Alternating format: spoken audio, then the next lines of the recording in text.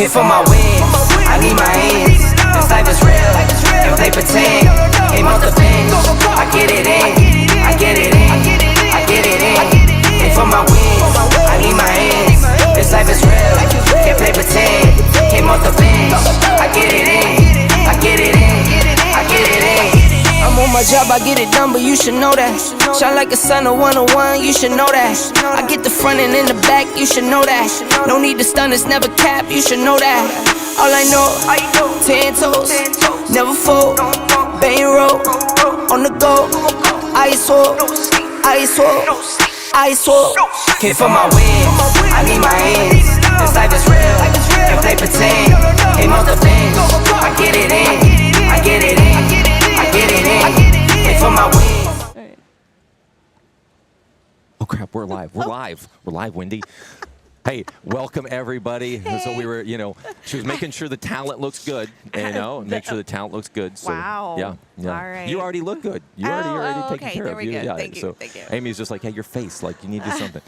So, hey, welcome everybody to the Houston Livestock Show and Rodeo. Day two. Day two, last of 2. qualifying. The camera is always backwards. So if I go to the right, it does not go to the right. So I got to go to the left. Peace. Word. Not word, peace out. Word. Word. Oh, look what the cat dragged in. Just walked in behind us. Oh, hey. That's okay. There's Carrie. Let's see. We just started. I mean, she's only 45 minutes late. She's like, she goes, what time? It's so cold. So oh my gosh, it is I'm gonna have cold to in here start today. treating her like I treat my wife. When are we leaving? We're leaving at 5 o'clock this morning. I have to do that at my house. And I think my in-laws started doing that with me too. Yeah. Oh, man. But hey, all right. welcome everybody to the Houston Livestock Show and Rodeo. And this is day 2, like we said, last qualifying round. Yes. And they just did their practice in number 1, I think it was. Yeah, I don't know. We were too busy trying to do makeup. Yeah, we were trying to get our makeup on. Thank you, Carrie, for putting makeup on this morning. And so we're we're glad to have you.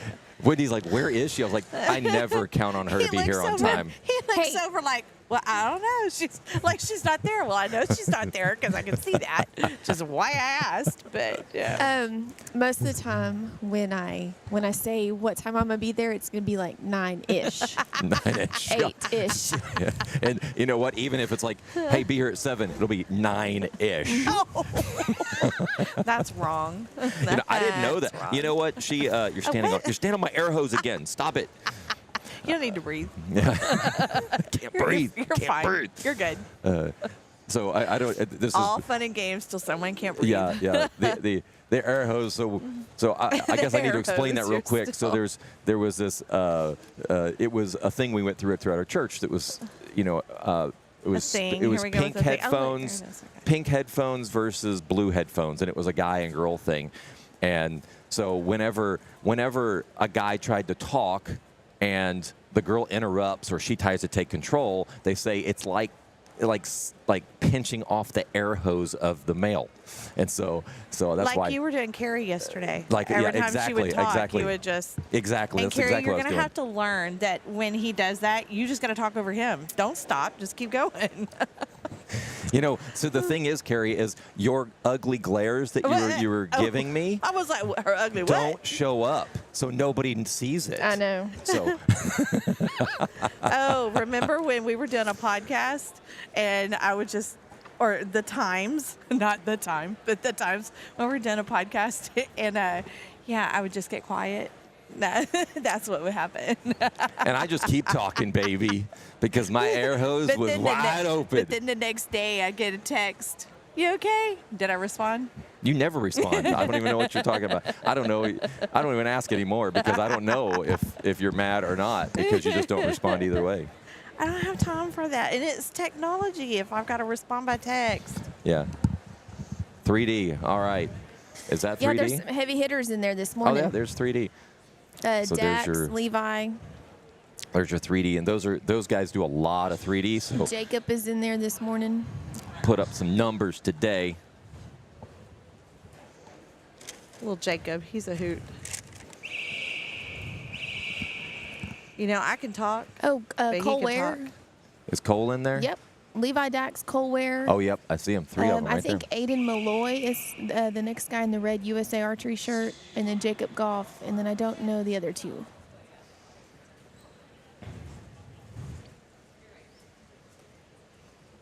Are we on practice ends right now still? I think this is our second and final practice end. Okay. Y'all, my lashes kind of clumped together.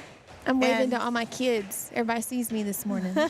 Everybody sees you. I had lots of people I saw It this says, morning. her jacket says mama. Yeah, she's like a mama to everybody. I am. We talked about that yesterday. Yeah. These are all my kids. It is. Somebody had come up and said, oh, yeah, it was something. What was it? Like take a picture or something. You're like, well, this one's not my kid. Yeah. I said, I need to find my family so I can take a picture. And then she found me, and I had Gigi with me, Gigi Ross. Oh, yeah. Yep. And they're like, oh, here's the family. And I'm like, no, she's not mine, but we'll take a picture. We'll take a picture with her. All right, Lots you're of getting Victoria kids again this morning. That's It's exciting. great to see all these kids from all over the state here. I had multiple people texting me yesterday going, how do we get in on this shoot? And I was like, Good if you morning. don't live in Texas, Right, it you is- can't participate. And they're just like, lame. It is a Texas-only thing. And this is very unique. I really don't think there's anything like this in the country. They just announced that they're giving away $130,000 in scholarships and prizes. I believe the actual cash prizes is right around $90,000. Yep. So, I mean, that's legit money. That's too legit to quit. Yeah. So top 4. So Carrie's top too 8. young to know so our- top 8, if I understand it right, top 8 are moving on, and they all receive something. Money. Top 8 compound. Top 8 compound. Top 8 compound. Sorry. Yes, top 8 compound. I think 7 and 8 are getting banners and a little scholarship. I think they pay out. I think they're paying out every position. Oh, okay. this That year. is In the top 8. fantastic. In the top 8. top 8. Let me ask real quick. We're getting Derek up here. Yeah, we want to ask real quick. Hollywood is what he is Mr. also Hollywood. known as. Hey, put him on the headset. Hey, go on the headset over there. We got a question for you. Putting him on the spot.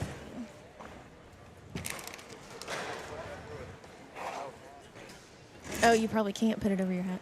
Oh, Well, take the hat Just put it off. behind. There you go. Oh, my word. They don't like giving up their hats. I know. Look at that little, yeah, look at it right there. All right, Derek. Hey, good Hollywood. morning. So we were just talking. Derek, thank you for joining us. Derek is Derek, one you of the look in the committee screen. members. There you go. He is going to be DJing the live shoot off this How about afternoon on emceeing? platform. MCing. Thank you. MCing. Yeah. MCing. MCing the finals, the gold medal matches. The one question is so. For the top 8, I know with the top 4, everyone's getting a scholarship. They're getting paid out plus prizes. On the top 8, what is the breakdown look for the compound top 8? So there will be prizes across the top 8. I don't know the Oh, exact wow. breakdown. I don't know if 7 and 8 is just a banner. I don't really. That's what I was wondering. Maybe we need to talk to Kyle. I was just curious. That's going to be more of an Aaron question. Aaron, okay. Aaron. If you see Aaron, ask him what is 7 and 8 getting. Hold on, let me pull the rule book. Oh, The yeah. rule book doesn't have Uh-oh. Oh. No? No, it's got, here, I had it up last night. It has what the money was before, like even before it got put in a handbook. And so I don't know if we can screenshot this. So it has money through 8th place, but it doesn't have anything else. It doesn't. Oh, okay. That's all actually right. good. That's a good because Yes. that That's wasn't for like that last year. compound. So compound. Wow. Yeah, look at that $1,200 for champion and $1,000 for It reserve. goes all the way down. 8th place will walk away with $200. So if you make the shoot off, You're in the money. You're in the money. You're in the money. And that is for compound. Then recurve, NASP, and barebow, top 4. So And even that 4th place is $600. 600 or like 6 bones. Right. Let's talk about this, though. The money doesn't matter right now because as a senior, you I get know a what you're talking about. lifetime hunting and Yes. fishing license. That is killer. But as a parent, I'm like, I don't really care about that. The money. That is a very good point. Very That's good a point. lifetime hunting and fishing license for I our think that's seniors. about like $1,800 nowadays if you try to buy one. I think it's For a more than that. lifetime. Oh, really? Wow. And then I'm going to point something out. Have y'all seen the total or the overall archer trophy? No. I texted it to you. Oh, you did? Oh, okay. This thing. When? Yesterday. I'm not exaggerating. It's probably 24 to 26 inches tall, and I kind of know who's sitting where. I don't know if our. Look, can I show the camera? Will it? Oh, we're not on us anyway. I texted it to you though. Oh, you Can did? y'all see it? Whoop, there it is. Which one? Is it this one? Yes. Okay, hold on. Let me get this thing up on the screen real quick. I tried to get it up here on the screen real And quick. the coolers are black this year? No, they're Cool. white. Oh, they're white? Okay. He was showing something else then. What is that? It's cooler. I sent in pictures of coolers, buckles. Yeah, there's something that was black.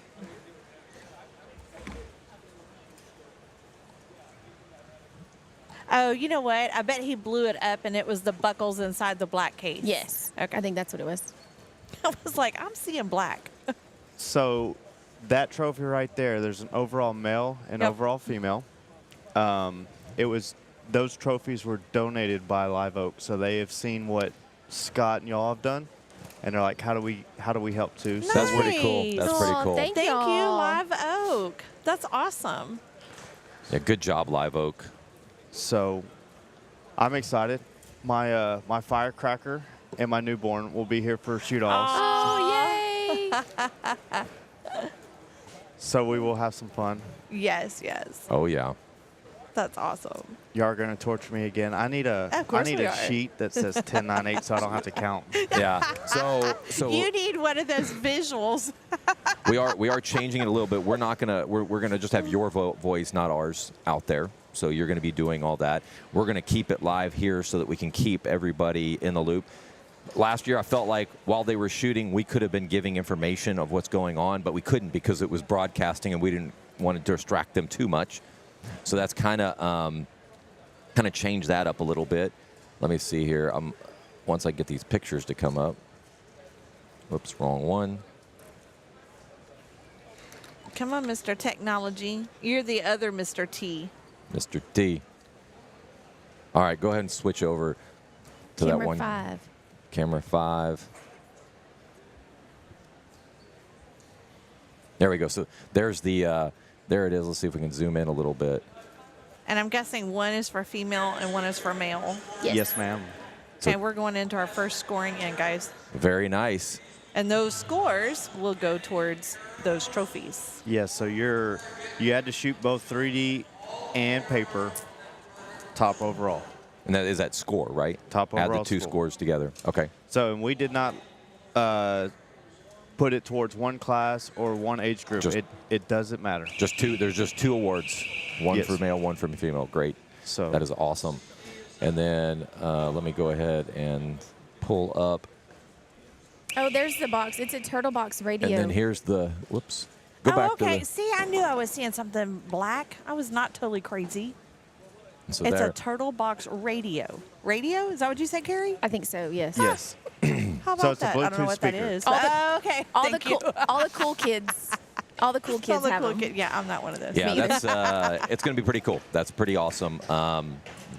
Good job, Houston Livestock Show and Rodeo.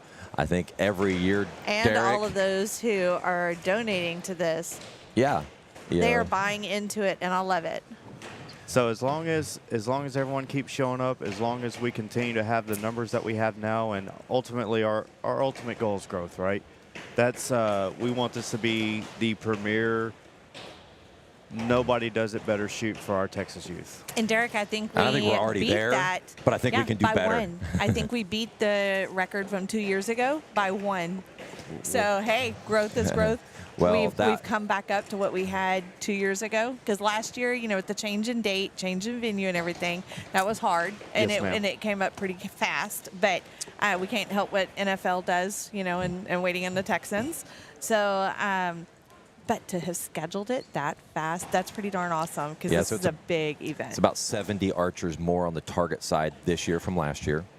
And then you have right at about 200 3D, which I think, in my mind, I thought if we got about 150, it would have been a really good turnout. And 200 kind of exceeded, in my mind. I don't know what you guys were expecting. I was thinking 100. I thinking 100? told my committee if we did 100, 125, I would be happy. Yeah. So we doubled it. That's why I said 150. I thought, hey, we'd be doing really good. And then when he hit 200, I'm just like, Okay, we did pretty good this year.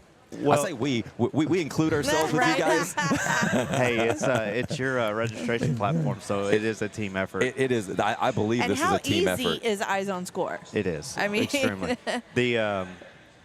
And you know, we've had several kids reach out that missed the deadline. So that's ultimately something as a committee we're gonna have to discuss. I'm sorry if you did miss the deadline and you're Wasn't listening. the deadline I mean, like last it week, was though? it was open for like 2 months. Yes, so I don't think we've ever had registration open that but long. I do understand that registering for this event, it's so hard because you've got homecoming. You've got so much sitting right here that a lot of people are going to wait till the last minute. Can they get here? Can they do Yep. it? I always it's wait true. till the last It's true, minute. and Always. that's pretty typical. We have. You know, in the past, when I would do registration for tournaments, the last 2 weeks were your biggest signups. You know, I think that getting creative. I even noticed that in my little 4-H tournament. I mean, I say little, it was 105 kids, something Yeah. like that. But I had 12, 15 registered, and then 3 days before, 100. Yep. And I think that the, you know, getting creative, like, this is not the right platform, but what we did was we introduced Pick Your Lane. And so if you're the first to register, you get to pick your spot on the bale, which is a big deal in small shops because up against the wall, the lighting's not as good. In the center, you get the best lighting, and so people want to get to the center, and that way they don't have to. They can just reserve their spot like a movie theater, and that seems has helped our registration. We got to figure out here how do you get people to sign up early. And you know? I think that's just going to And be it's time. You know, it's the timing of it. kids going back to school. There's so much that's right here at the beginning of the year that matters. But we also, have to go to Pearland to pick our seat. We can't pick our seat in our little town. now I'll say this: Kid you not. the pick your spot, I do like, because for me, I like to start up top. Yep. Vegas, I had to start in the bottom. It was no good. But we're not going to talk about Vegas. What happens in Vegas Yeah. stays in Definitely, Vegas, Derek. definitely. But also, too, you know, I noticed yesterday, you watched the guys that I called the guys to watch at, they all purposely got on the same bale with each other to put pressure on each other. They were all playing with each other, trying to. Yep. So Yeah. there's a different aspect of that, too. I that- look at it the other way too, though. Like iron sharpens iron. Yes. Yes. If everybody around you is not shooting to their best ability, or if they are shooting to their best ability, it's just going to make you step up your game a little bit more. So I like that the kids end up on the same bill with their competition. We think even say that in swimming. You know, if you want to be either right next to the guy in lane 4, if you're not lane 4, you want to be, because the fastest is in lane 4, you want to be in that fastest heat. You want to, because that's going to push you to go faster. So, yeah, it's always, that's how it is. So, Miss Wendy, I do have a question for you. I Go was for talking to Scott last night. Uh-oh, that's always trouble. Right. That is. And, you know, 3 years ago when I asked Scott to come join and do the live feed and everything that goes with it, yesterday I was sitting back and I got to sit back and look at where this has come. You know, we went from the horse arena 3 years ago to a mini Vegas here to now we've got 3D. We have opened it up because several Texas kids told us, like, hey, I don't have a 4-H chapter. Yeah. So we opened that up. Or like my kid. I mean, she's, you know, in ag, but she's not in FFA, and there's not many 4-H clubs around there. And like, we drive an hour and a half to get up to Texas Archery. That's with no traffic. But what's your question? So I got to sit back and look and take it all in. Have you got to sit back and look and take it in and just see where it is? And Well, are you still loving it? Absolutely. And sitting here, I have a really good vantage point because from where I'm sitting, and if anyone's in here, all they see is the target. And so even some of our views, like right now, you're just seeing the target side. And then I get to see each line. So right now, the line's not full. Yesterday morning it was not full. But that 1 o'clock was full. And so I got to see that. And I get the vantage point of looking at all the different cameras, and I get to see the 3D that's going on at the same exact time. Then I had to yesterday because Julia just disappeared. I don't know. She never showed back up. So after she shot the 3D, I went looking for her. So I had to traipse all the way across the family area. You need a bicycle. All the way. Oh, I need a scooter. Wait, where's the Golf golf cart? Well, you know, Segways. Yeah. No, I would kill myself. You would. That'd You break my would. neck. well, you know, we had to sneak in another target and stand yesterday for the 1 o'clock line. Wow. 46 or 47. 46. Yeah, we knew that already coming in because we were sitting. I was like, I thought I already knew we were about sitting at 46. 184 archers, and so I told Kyle, was like, instead of us trying to move people around, let's just add bales. Add the extra bale. And that's what we did. And so also, seeing the picture that Kyle had posted on Facebook. So we come in the back. We have not gone in through the front. But seeing the big arch where the archers come through and the check-in. I remember our first year not actually helping put on the show because it's a show. And just like showing cattle, this is a show. But going through the line and going through all of that, that's a whole nother aspect. And so for a lot of these young archers who maybe this is their first large competition, I can't even imagine. And that's why I tried to say yesterday, hey guys, come about an hour early. The archers, it's a big wow factor, even for them. So yes, to see where it is and do I love it? Absolutely. My favorite yesterday on the 1 p.m. line was when they called clear to score and all the archers walked down. I mean, you get, I don't know, you get this warm fuzzy. It was pretty awesome. Jacqueline tried to get in even half, just one side of the 1 p.m. line. She could not get it all in without cutting off some of the last bales on both. She tried it from both sides and could not get it. And I mean, we've got cameras that are, we got pretty good cameras and they reach a long way. Yeah, I'm glad you mentioned that. He'd asked me, like, did you ever sit back and watch it? I never really sat back, like I didn't go, wow, I didn't do that. But from our perspective, like we have the best seat in the house, right? Yes. And even during the finals, I almost wonder, should we show this entire screen up there because we see all the arrows, we see all the archers from every different angles, we see Don't scratch your everything. bottoms because we're gonna see it. And tomorrow we'll be recording everything to a card as well. So we'll be broadcasting and recording in HD so that we can go ahead and create those. Tomorrow? This afternoon. Wow. What are we doing so tomorrow? that we can go I ahead teach and tomorrow. create just those shoot-offs and get them out there for everybody to be able to enjoy. Yeah, Scott's talking about tomorrow. I got to go back to work to recover. Right? I know. Yes. I always tell somebody, I was like, the guy that come back from vacation, or there's nobody that needs a vacation more than the guy that just came back from one. Right. It's like no one needs a vacation more than leaving for an archery tournament and coming back. I have progress reports that have to be entered before 4 o'clock tomorrow, as well as teaching in between. When I helped with the ringer, I counted the hours that I helped with the ringer, and I put in more than in those 2.5 days than I did my 4-day job. Your 4-day job? Wow, must be nice. It is. It is. But I did. Carrie, what do you do? I'm a personal assistant for a entrepreneur in Victoria. He owns a home building company, swimming pool building company. So you're a jack of all trades. Pretty much. Yeah. Pretty much. That's what I did whenever I was going to University of Houston Clear Lake. I was personal assistant for an architect and builder. So, yep. So let's take a poll real quick. What does Rodeo have up its sleeve for next year for growth? I don't know. I have a lot. We were Oh, talking. I have a lot, Dad. I have some, Dad, too. I was texting you last night. I have a lot.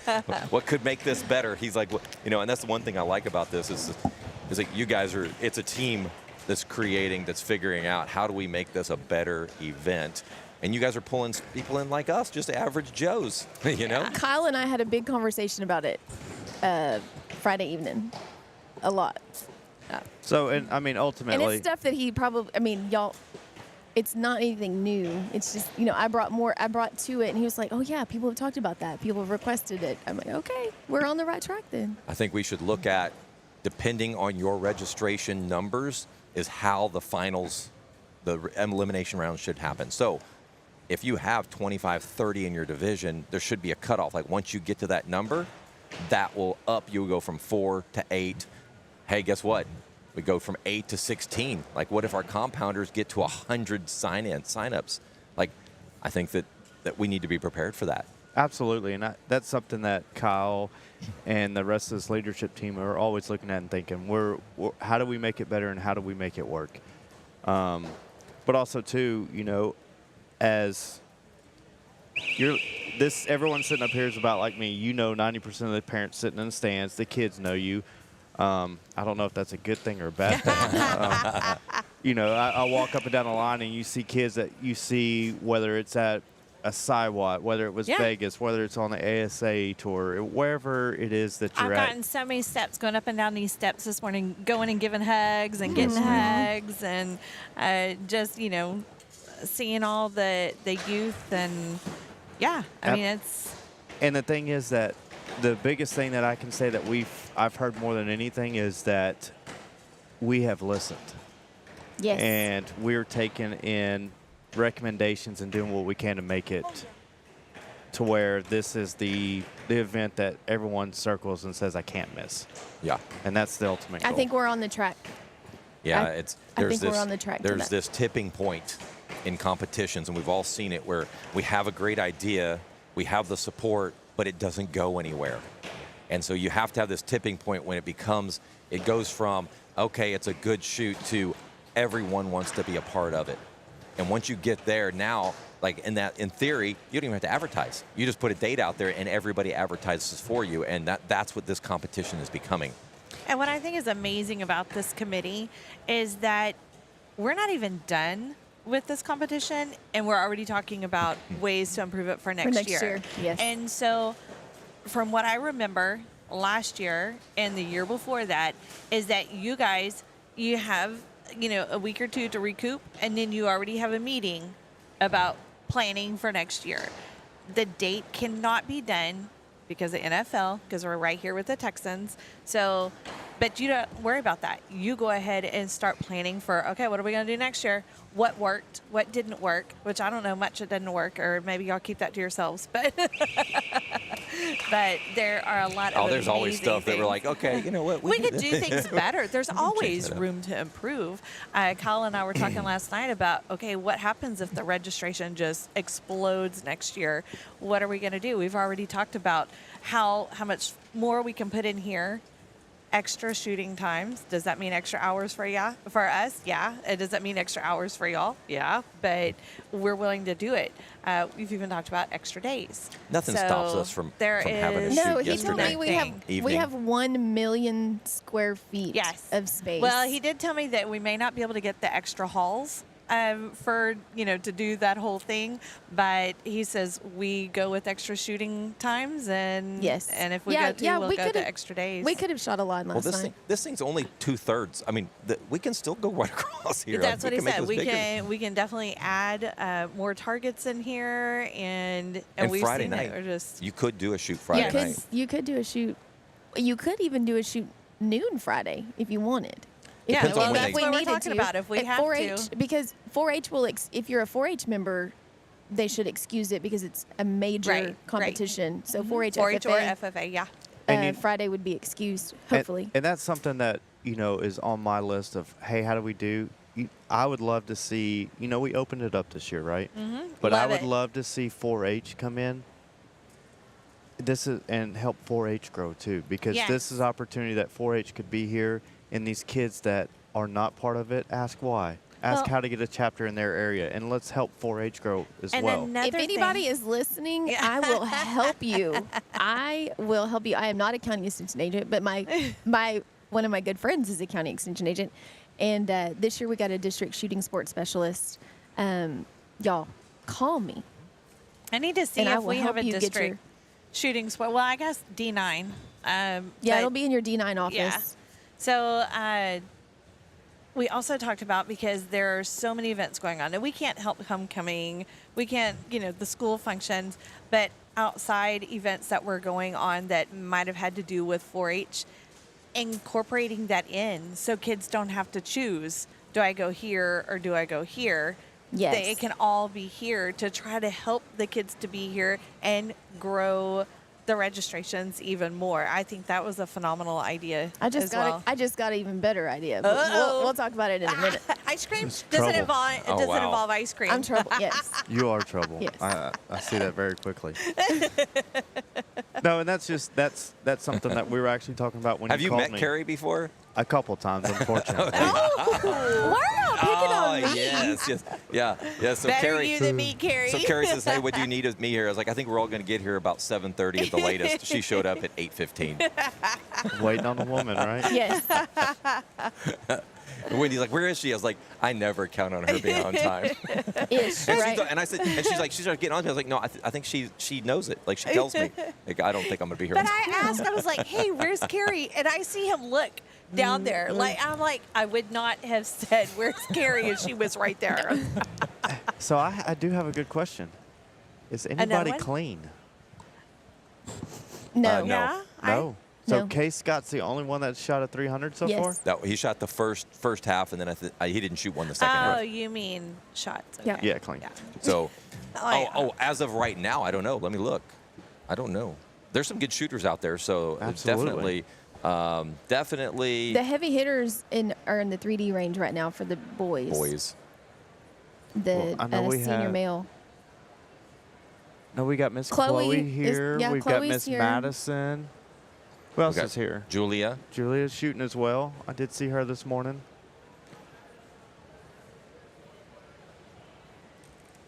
I have a lot of good ideas.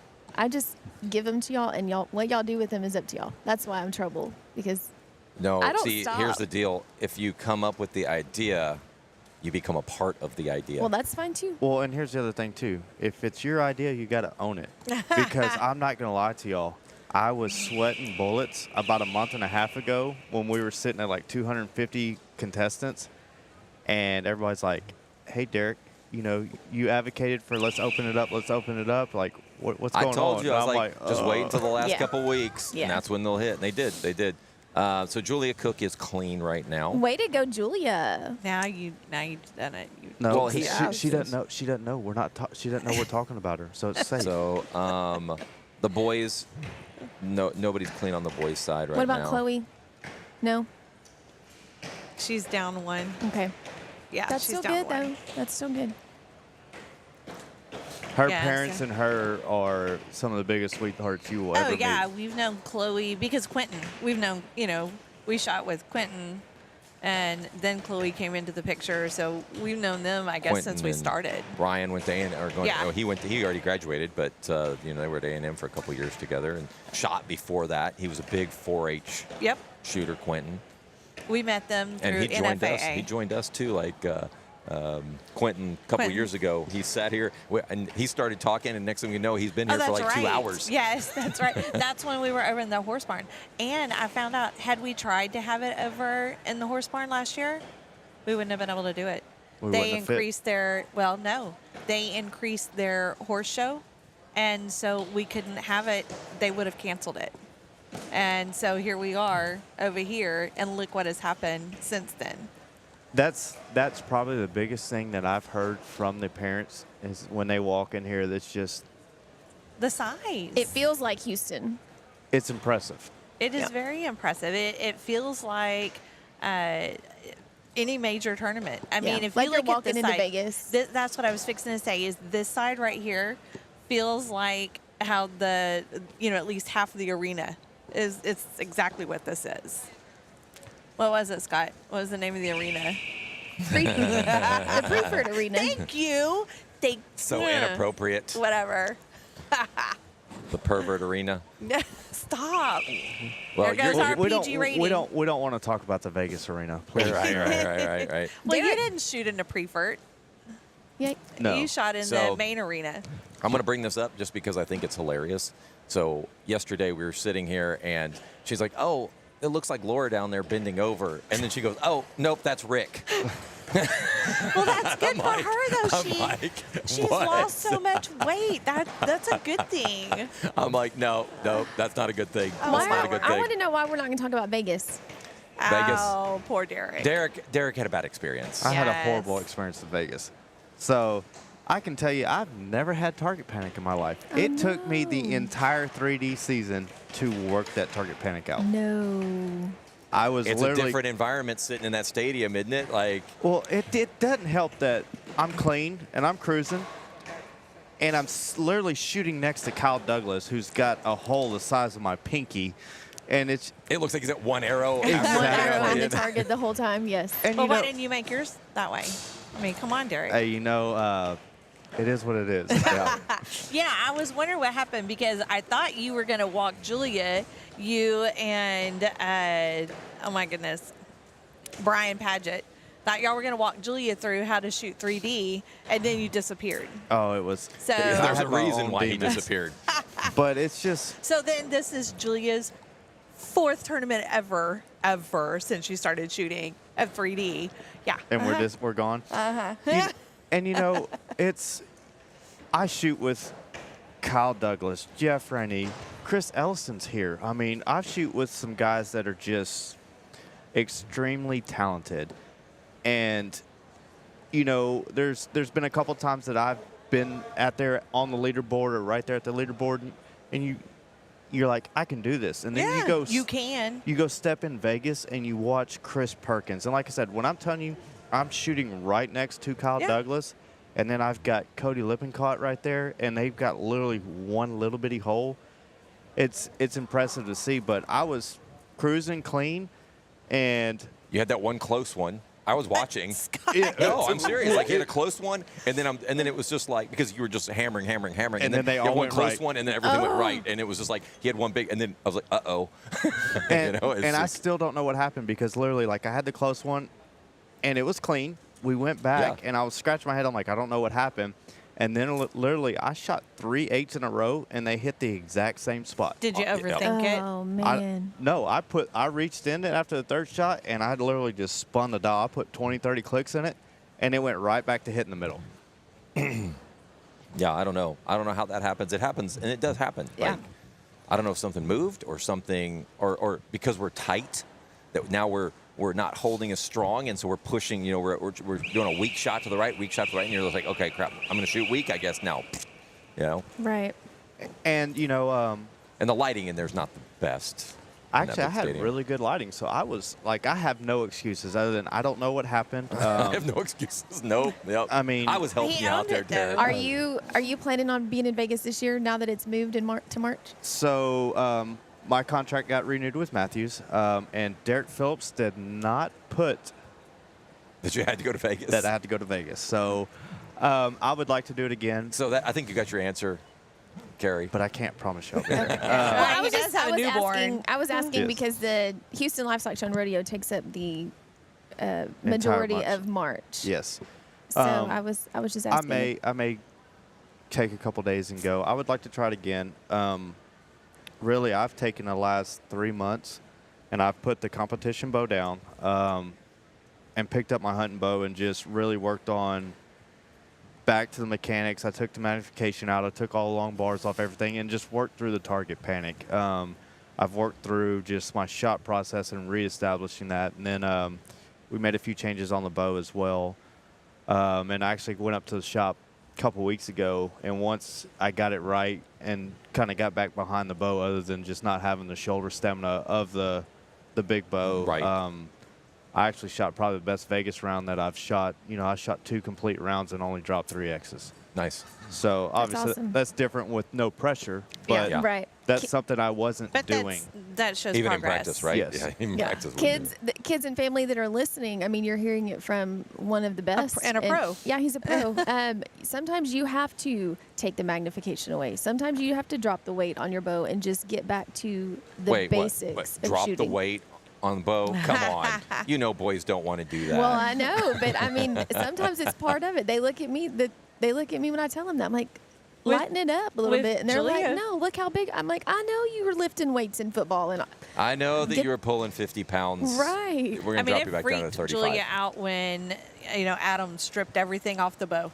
Julia was like, "What are you doing? Are you taking everything off?" And it's like, "Bear," and he's like, "Yeah, and we'll work back to it. And now she's at the heaviest weight, but we've even had to walk it out. Start at 5 yards, Yep. and walk back, to now where she, outdoors 50 meters. But sometimes you just have to do it. I'm going to tell you right now, my favorite weight to shoot is like 60 pounds. I can shoot the 75, 80-pound bows all day long, but I aim better at 60, 65. And if you can get your hold weight right, you can get your hold weight right. Yeah, at my favorite 60, 75. Yeah, 75 Oh, and I'll tell you, grams. it was I don't know, what's this cup of coffee? Vegas, and this past year was such a struggle for me. And I started a new job, so that took a lot of my time. And then Did you get vacation with that job? a little bit. Okay. But then, Mama got pregnant. Yeah. And then we had Wonder how that happened. Derek. We had 2 miscarriages prior to. no. So Why are you pointing at you? No. I was gonna say something to you. But I was like, y'all's friendship just took a whole nother level. Nope. I was gonna say something to you, but I'm just like, nope. I better not. He's I better over here not. pointing like this, and I'm like, what? y'all stay Family over there. show. Stay. But we went through a lot this year, and then with my job, that's a lot. the windstorm that came through, the hurricane, I had a lot on my Yes. plate this year Yeah. that just kind of slow rolled the archery thing. And then my daughter Logan, who's 4, she's starting to shoot a little bit, but Oh, yay. she wants daddy That's time. amazing. So Yes. I'm trying to juggle. And I mean, Scott and I talked about it this year. I was towards the end of the year, I was at the point that I was going to let my pro card go. I was going to let all I my heard. sponsorships go, and I was going to go back to just having fun with it. Yeah. And What I tell y'all in that trivia thing, Oh, that stinking yeah. trivia, number one thing is having fun. I mean, here it is with the pro. He was, it's that fun part. You Yeah. got to have it, or you It is tough and we've had this conversation too. Like, once your kids get to a certain age, it's And a level. very hard to actually continue. Yes. But so Oh, I as think a it's pro. Now I as see a where you're pro. at. It's, Yeah, so it's yeah, very yeah. valuable for what you get here. So if your kids decide they want to do archery, like, what to do to get them into the sport and be able to support them, because I think that there's this line of, well, you know what it takes, so you're gonna treat them way different than someone that doesn't know, because what I find out, people that don't know, it's going to be hard to hear. You think you know more than everybody else, or you're harder on your kid than anybody Dude, I know else. nothing. And you're pretty hard. No, I'm just Look at- Hey, you did hear what she told her mental management coach, Penny. So, and I have never said this. She said, it's hard for me to even say because I get mad and I get upset at the same time. She told her that she thought if she didn't win or shoot really well, that she couldn't go home. that's pressure. That's pressure on them. Yeah, That's more But I pressure than they have need. never, and my whole thing has always been good attitude. I don't care how you shoot. You could be lowest man down there. I don't care. But if you have a good attitude, that whole fun thing, hey, Mom, I had fun today. It was fun. Well, then I'm good. Right. That was money well Yep, spent if you it's had not- fun. And that's, to be honest, that is my biggest fear. Like, my wife hates it. That we can go in 2000 and was it 22, 23? I podiumed my last amateur event at ASA, a national event. I remember. Yep. And I saw the was pictures. I was mad because one arrow, a glance out, cost me winning it, Oh. and I glanced out on a 50-yard target. Yeah, but your wife didn't say you couldn't go home. She was mad. I was mad going yeah. home, and she's Yep. like, She was mad because you were mad, Yes. not mad that you Yep. didn't win. I had a conversation with a 13-year-old this morning about Who was it? Who was it, Yeah. Carrie? No, you don't have Inquiring minds wanna know. you don't have to name any names, everybody Carrie. knows. was it one that we were And talking to he- yesterday? And he. because I hold told him, on. I was like, hey, So- friends are not, they like, hey, what's wrong with the Connor? Never mind. Everybody keeps asking me, what's wrong with Connor? What's wrong with Connor? I'm like, nothing's wrong with Connor. That's just him. And Yeah. I told him this morning, I said, you don't know how many people asked me what was wrong with you yesterday. Yeah. Same thing goes with It's Julia. his nonverbals, Uh-huh. It's, And that's it's- her. Yeah, I told him, I face. said, you know what? You can be having a bad day, but don't let anybody see it. Yeah, she was Get over upset it. because people weren't talking to her, and I'm like, well, how was your face? Were you Right? happy? Were you RBF is it. Oh. And my girl, my principal, I guess she got it from me because my principal will tell me, we'll be in a meeting. She's like, hey, fix your face. Hey, cook. Fish face. Can I say that? No. Oh, there's I will. Everett. And Noah. I got excited there for a second. yeah, I'm like, sweet, that's Carrie something. can, That's but- something I can say. Like, Y'all may hear it. Hey, The good Fish face. yeah. I, need you to And they're not fix talking your about makeup. face. I just that reflects. That reflects. Yeah, It does. I mean, it does. It does. well, that's And I you try know, to encourage him. You know, like, look, there's kids that wish they could shoot the Yes. scores you shot, that's what I tell and they look Julia, up to you. yes. So let's have a good day, They don't regardless of realize. what the number says. Absolutely. They You're don't having a good realize day. that kids are looking up to them going like, oh my gosh, they're awesome. And I wish I could do that. Yeah. And Yeah. And because I tell Julia, I said, remember that very first, well, it wasn't her first tournament, but it was her first, I guess, large tournament. And we were up at Cinnamon Creek. Oh my gosh, all the places we go to. We were up at Cinnamon Creek, and it was called Lone Star Classic. And so it wasn't a Siwat. It was Lone Star Classic.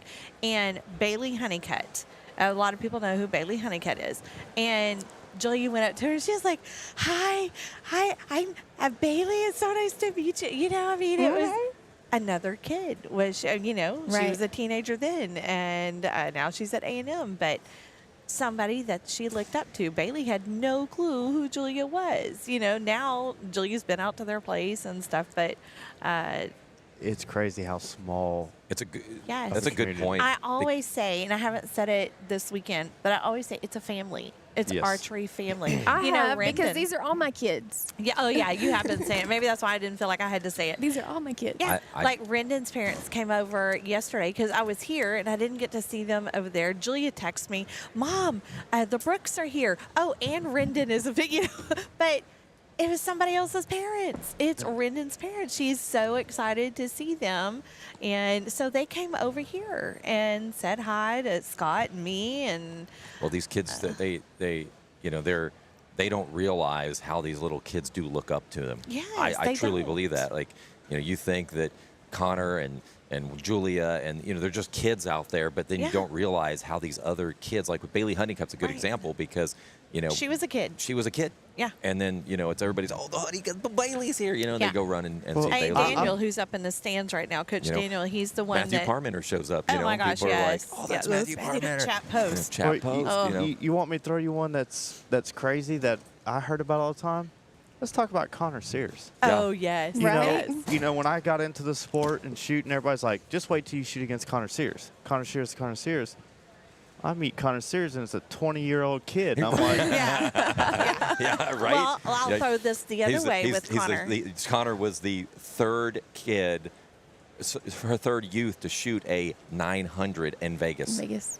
And the terrible part is one had done it the year he did it. It was two of them, so they had to go do a shoot off in the big stage, and he lost. So he shoots a 900 and doesn't and win the whole thing.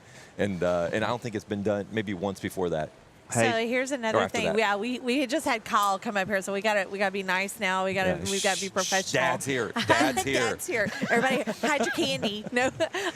So another thing with Connor, shooting Siwat field Siwat, but my kids got thrown into a group with Connor.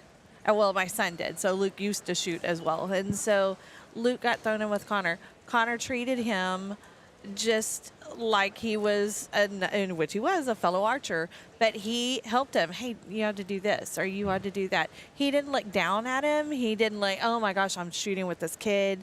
Nothing like that. I mean, that's another thing with archers.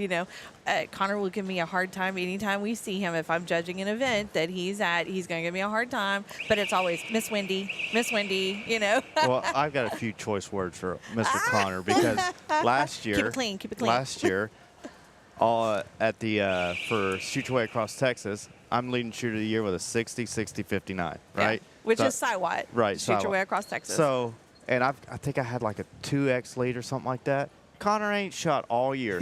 He goes shoots 3 tournaments in a row. 60, 60, 60. he Yep. picks up a bow and, And it's I'm muscle like, memory. and I'm texting him like, goes. "Are you really gonna do this right now?" he's like, yep. So I got a funny story with Kyle, or with Connor? Connor. So 2 years ago, maybe it was 2 years, maybe 3 years. I don't know. Time flies. And hold on. Yes. Okay, let me finish the story and then I'll talk to you. Yeah, So stories Connor, first. so Connor is, we're at the very end, and Sean Harrigan, one of the judges out here, is there. Yep. And so it's the very last end. He calls Sean over, and he says, "I need you to call this one." And his arrow was half shaft in the 10. And he walks up and he's like, "What am I looking at?" He goes, "I wanted to see if you actually called an arrow in when we called the judge over." You know, I couldn't stop laughing. Sean was just like, "Really, really, you're Yeah. do that to me?" This is so funny. That is That's a Connor. thing. That's Connor. All right, let me step away for a second. You guys keep going. All right. So we are here at the NRG Hall, and Kyle, you want to sit down and put a headset on? Yes. Actually, while we're sitting here, Yes. since y'all were asking about it, Right. if you'll mute me, I'm going to yell real quick. Mute me. Let's see. I think 1, he's 2, number 3, 4. Try it. Can I hear you? Nope, I can't hear him. So he's talking. He's good. It's funny to quiet down Derek. But so now we have Mr. Kyle Walker here with the Houston Livestock Show and Rodeo. He is so instrumental in making sure that this goes on and that we make it bigger and better. Okay. So I need to back up because like my face is right in the camera. All right, here we are. So Mr. Kyle Walker, how are you doing this morning? Good morning, well. Kyle. All right. Good morning. We've been talking about some of the ways that we can make it bigger and better next year because you know We're it's go always big or working go on home. it. Oh, yeah. I told them that you guys take like a couple of weeks off and then you meet, and if it's like in the years past, you meet, hey, what worked, what didn't, how can we improve? Maybe something didn't necessarily not work, but there's always room for improvement. Absolutely. And then you guys already hit it as to planning for Yeah. the next year. Yep. We start planning next year as soon as this one's over. We're already having conversations as Yeah. we walk around out here. Well, I know all And of us so, have yeah. already been talking, and you know, one of us gets with you, and one of Yep. us, you know. Yep. That's what I told So- Derek. I was like, I talked to Colin Friday night. He has my list of requests. We even Yes. talked about how we can increase the numbers here. Sure. You know, as far as adding additional targets, Yeah, as far if we as filled up, we could have room. We could make it bigger for sure in this space without really adding a whole lot. It's just more targets out there. right. How So- awesome is it to have increased our numbers already? We increased it. We beat our record by 1 so far. Yeah. So for this side, Yes. for target, because we set the record for 3D. We can't beat that target, No. that number because Not yet. it is the first year, the inaugural We'll get year. that one next year. That's Oh okay. yeah, and Absolutely. we were all talking. We can't believe the numbers that 3D had because it was They were about shocked. double what we they were thought it was shocked. going to be. Yeah. So yeah, Brad and Tara are They're instrumental on that amazing. deal. We had a And they just conversation ran last year with at the it. show. They were here shooting at last year's archery event. And Yeah, Derek went and pulled And- them over to you yeah, and they- said, these are the Derek people pulled to make them it over happen. and said, you want to do 3D? These guys are the ones to talk to. So And they were like, hey, we're in. So yeah, they were immediately in, and we just have had conversations since a year I ago. remember Brad saying, how many targets do you want? Because I'll have a semi-trailer. Semi-trailer. Yeah. Yeah. It wasn't a semi-trailer. It was a little box trailer. But hey, you know, Still. 80 targets over there. We're talking about. He already said, you know, he's going to try to scrounge out some greenery and stuff to bring in there for next year. Maybe add to to the make it setup. more fun. like Make it more like an outdoor, Outdoor. kind of setup, and even though it's inside. that's So cool. he was talking about trying to find maybe some AstroTurf or something to put under the Oh, are we going to bring back targets the green or- mulch? I don't know about green mulch, but maybe I don't know. We're kicking around the idea of maybe some carpet or something, so Yeah. it's not just the concrete in here. Yes, So yes. I remember when we first were bringing it over here, and we were talking about the green shavings we had in the first year and how the cool Shavings, that was. yes. Yeah. And so we kicked around the idea of like a green carpeting just to give the same. Not exactly the same, but it's still the green and that stuff. But we haven't done it yet. And that would be quite a undertaking. This So is a we've- big space, but It is a very big space. We talked about how this side, the target side, because our booth is on the target side. Right. We talked about how this gives off a Vegas feel. This is what, so we used to shoot in the Preford Arena because we were at the South Point.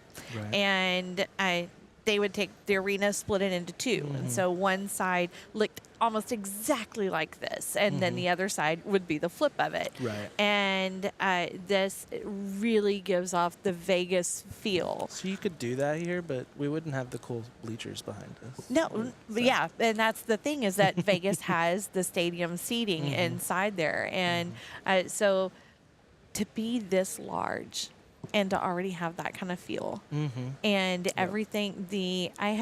I never did have a chance because I said we go in and out the back door, Right. but the front where With that the big arch? pictures that you posted online, I'm like, no way. That arch is cool, isn't it? The arch is so cool coming Yep. in. It is just like a huge, I'm here. I've Yeah. arrived. Yeah.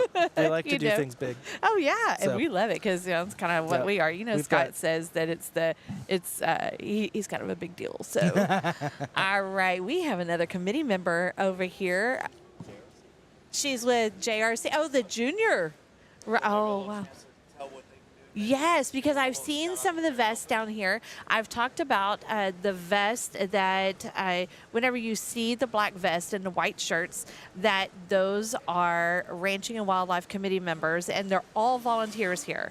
This thing is run completely off of the volunteers, and it is amazing that they have, 200, Kyle? I don't remember the exact number. Okay, but I we're should. roughly I should around know that, 200. but I You do did know it not. before, I do- but it's around 200. It's around yes, 200. But somebody else knows that number. So I've seen, and here I go again, I'm not good at staying in the camera. Okay, there are some committee members down there that have a JRC on the back of Right. their committee member vest. And so we have this young lady down here who is going to tell us more about that committee. Now, is that just for Ranching and Wildlife, or is that for the entire rodeo? Hi, go ahead and move that mic closer up to you. And I might have had you on the wrong one. How about that? Okay. Can you There hear we me now? go. I can hear you Great. now. Okay, so the question was, the JRC, is that just for Ranching and Wildlife? Are they like that? They're committee members for this committee, or do they switch around? Do they go to all the different committees for the rodeo? Hi, the JRC, we are organizational wide across the Houston Livestock Show and Rodeo, so we're not committed to just the ranching and wildlife. Our juniors, we have approximately 600 juniors. Wow. And we volunteer across all of the various organizations, all of the various groups within Houston Livestock Show and Rodeo. And basically, we volunteer on an as-need basis as each committee needs help or volunteers with their different events or their events during the rodeo. They request JRC assistance, and we assign the appropriate number of juniors to help out at the various events, whether it's pre-rodeo or during the rodeo. All right, so tell us your name. My name is Darla Petaway. Darla Petaway. That sounds, the last name's familiar to me for some reason. All right, and Darla, where are you from? I am from a little small city way south of here called Cedar Lake, Texas. Cedar Lake. Yeah, I have not heard of Cedar Lake. Don't know that one. It's near the coast, between Lake Jackson and Sargent, I guess. Okay, now that is so weird because I'm from Angleton and I don't know Okay. where Cedar Lake is. Yeah, so when you said Lake Jackson, I'm like, hold on, I'm gonna have to look that up on the map. All right, and what do you do with JRC? So I'm a JRC mentor. I'm one Okay. of the adults. And so we have approximately, I'd say, maybe 60 adults that help manage the group. And we also have junior leaders as well that help manage our junior leadership team. And so our organization is we're a support organization. And so we're here to help out all the various organizations around the Houston Livestock Show and Rodeo to give the juniors an opportunity to understand how the rodeo works, give them an opportunity to work with the different organizations within the rodeo, volunteer with the different assignments across the rodeo, so that when they turn of age, they will have had that experience of working with all of the different committees and give them a better idea of which committees they may want to join when they are of age. That's amazing. It's kind of like, that's what I did before I became a teacher, is I substituted in the different school levels, elementary, junior high, middle school, to see what I wanted to do before I became a teacher. I actually was on JRC back in the day. Were you? When I was in high school and a little bit in college. Yep. Kyle's been with this program a really long time then. Not as long as I've been around, but yeah. So That is super impressive. 60 adults who are mentoring 600 youth. Yep.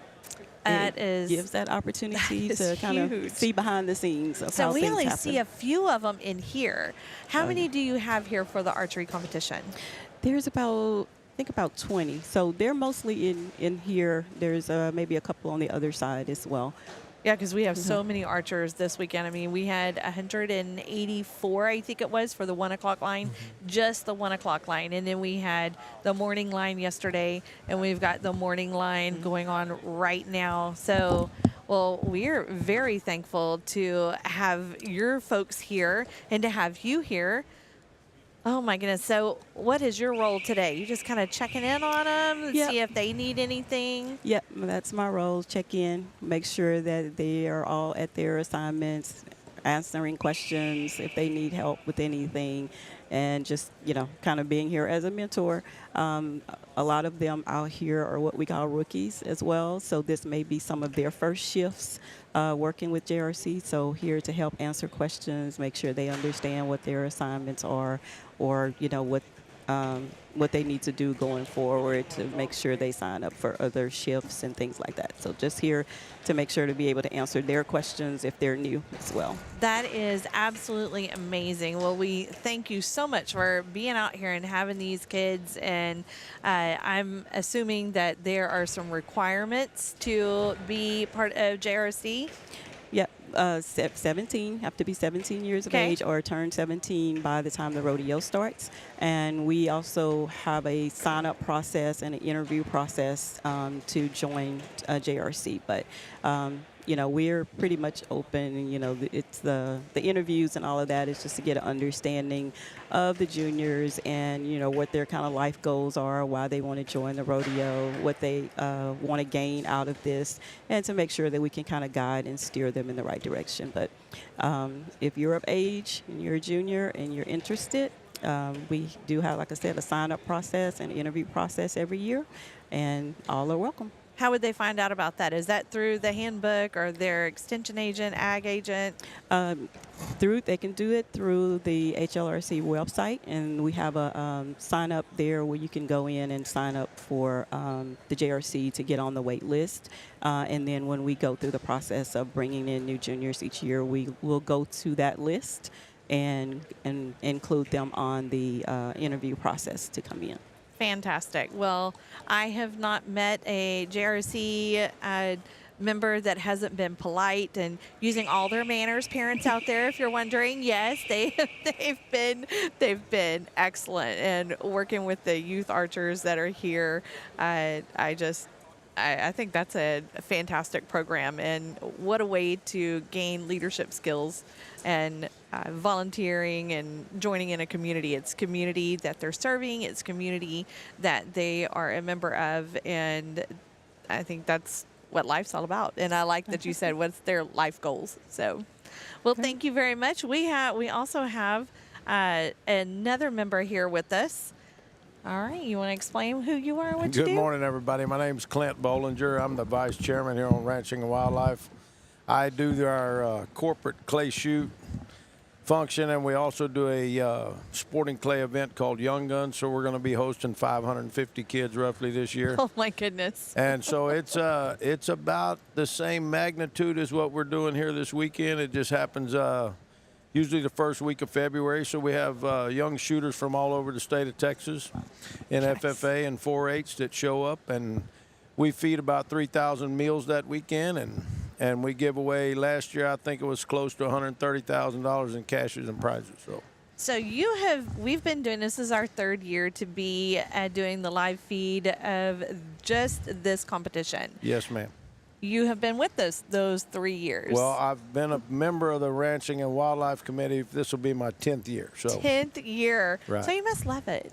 Not just like it, you must love I'm very it. passionate about it. I'm a Marine, so I tell my committee members that, I'm as passionate about being on this team as I am about being a Marine. So now that's huge. It's exciting. It is huge. Because military is life. That's Right, for life. exactly. And so to have that feeling towards this committee is amazing, because we've heard in the past that you guys, your family. Oh, We talk absolutely. about archery family, but Absolutely. you guys as a committee, y'all are family. Y'all do life together. Well, there's many committees out here at Rodeo Houston, and we're fortunate to be on this team, but I like to think ours is one of the best, and because of that, you know, we do treat it as a family, and we get together, you know, quite a bit through the year, even when these events aren't happening, and I call it team building exercises. So sometimes that's, you know. Sometimes it's weddings. Sometimes it's weddings, sometimes it's other things, but I mean, it's still a good time, and we try to foster that family atmosphere with what we do and everything that we do. How do you feel about that? We're seeing on the screen right there the 3D tournament going on over there. It looks like it's a little sketchy coming through, but we still can see that is the 3D. They're trying to make sure that everybody's in the right place. They know what to do because this is the first time having it here. Absolutely. Bringing and including 3D archery into the archery tournament here at Houston Livestock Show and Rodeo. What do you think about that? Well, you know, this archery competition, you've heard this many times today, started about 5 years ago, and the first year we did it, we were in the main show arena over here at Reliant, and, you know, it's kind of evolved. It's moved from place to place, and every year it's gotten a little bigger and better, and we're very excited to have this add-on this year. Yes. So we're looking forward to growing the event every year, and we're trying to figure out as a committee how we're going to staff it. You know, because it's growing More a little committee members. It's growing a little faster than we can find the people to work it. So we need more volunteers. But it's, I'm sure we can find people. well, we do, but we're very selective about who gets to wear the black Absolutely. vest, which I think is important. But Absolutely, because when we see this, I was telling Kyle yesterday, there was an archer, and I saw them on the screen. So I don't know if they were to my left or to my right, but it was the very last time that they went down to score, and this archer was so excited. He threw his hands up in the air, and he's like, yeah!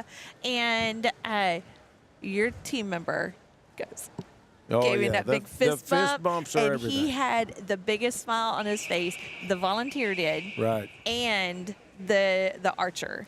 Well, you know, I talk about in our meetings, especially to the rookies that just joined our committee, and, you know, that's the thing that I feel like that we do as a committee that I'm very passionate about. As a vice chairman, I get very little time to do that and spend time getting to know the kids, but, you know, because we're worried about feeding everybody and making sure the logistics is all right and everything else. Oh my but, gosh, the food. You know, it's exciting, you know, to get to meet these young men and women and get to know them personally. And not only them, but their parents. You meet their parents at the award ceremony and things like that. So I'm a parent. My girl is right. shooting. And so everybody comes back year after year. So Yes. you build relationships with these kids that are shooting too. And it's probably one of the most rewarding things we do as a committee member. I mean, it's a lot of work. You know, we get here early on Friday to set it all up, and you know, it's nice to see the fruits of your labor at the end of the day. The reason why I'm looking around is because there was a gentleman here that he was the worker that was on my daughter's bell her very first year. I saw him yesterday. I don't have my glasses on, but I think that's him right down there near her. Right. With the brown hat. Okay. And, yeah, he's sitting down with his pencil facing towards us. That's Ben. Ben? All right. that's I Ben. think that's him. I would have to look. But I saw that gentleman yesterday. Right. And I was like, wow, these guys come back year after year. And he made a point to make a connection with her. And I have seen that up and down this line with every one of your committee members. Well, Your we make it a point to make sure that they understand that's their mission. Mm-hmm. And that's You know? huge as a parent. Like I said, you know, I'm a mom up here. And then there was a gentleman, and I haven't seen him this morning, but he was down on this side yesterday. And he's really tall. He didn't Right. have the black vest on, but he did have a ranching and wildlife green shirt on, like a khaki. Right. And he's really tall. He had the tiniest kids down there. And he made sure he waited for them. He didn't walk off without them. He was always kind of bending down, checking on Right. them. I thought that was the cutest thing. I was like, wow, that was like total difference out there. They could have gotten a female to be I got the tallest guy down there with Right. them, and it is just always amazing. But you talk about the selection. It takes a certain kind of person to be on your committee, and they go through an application process. Absolutely. This can also include vetting. and recommendations. Very strong vetting. Yes. So Yes. it's not just you fill out an application and No. you get a badge and a vest and Right. you're on. That's not how it goes. No, that's not how it goes on our team for sure.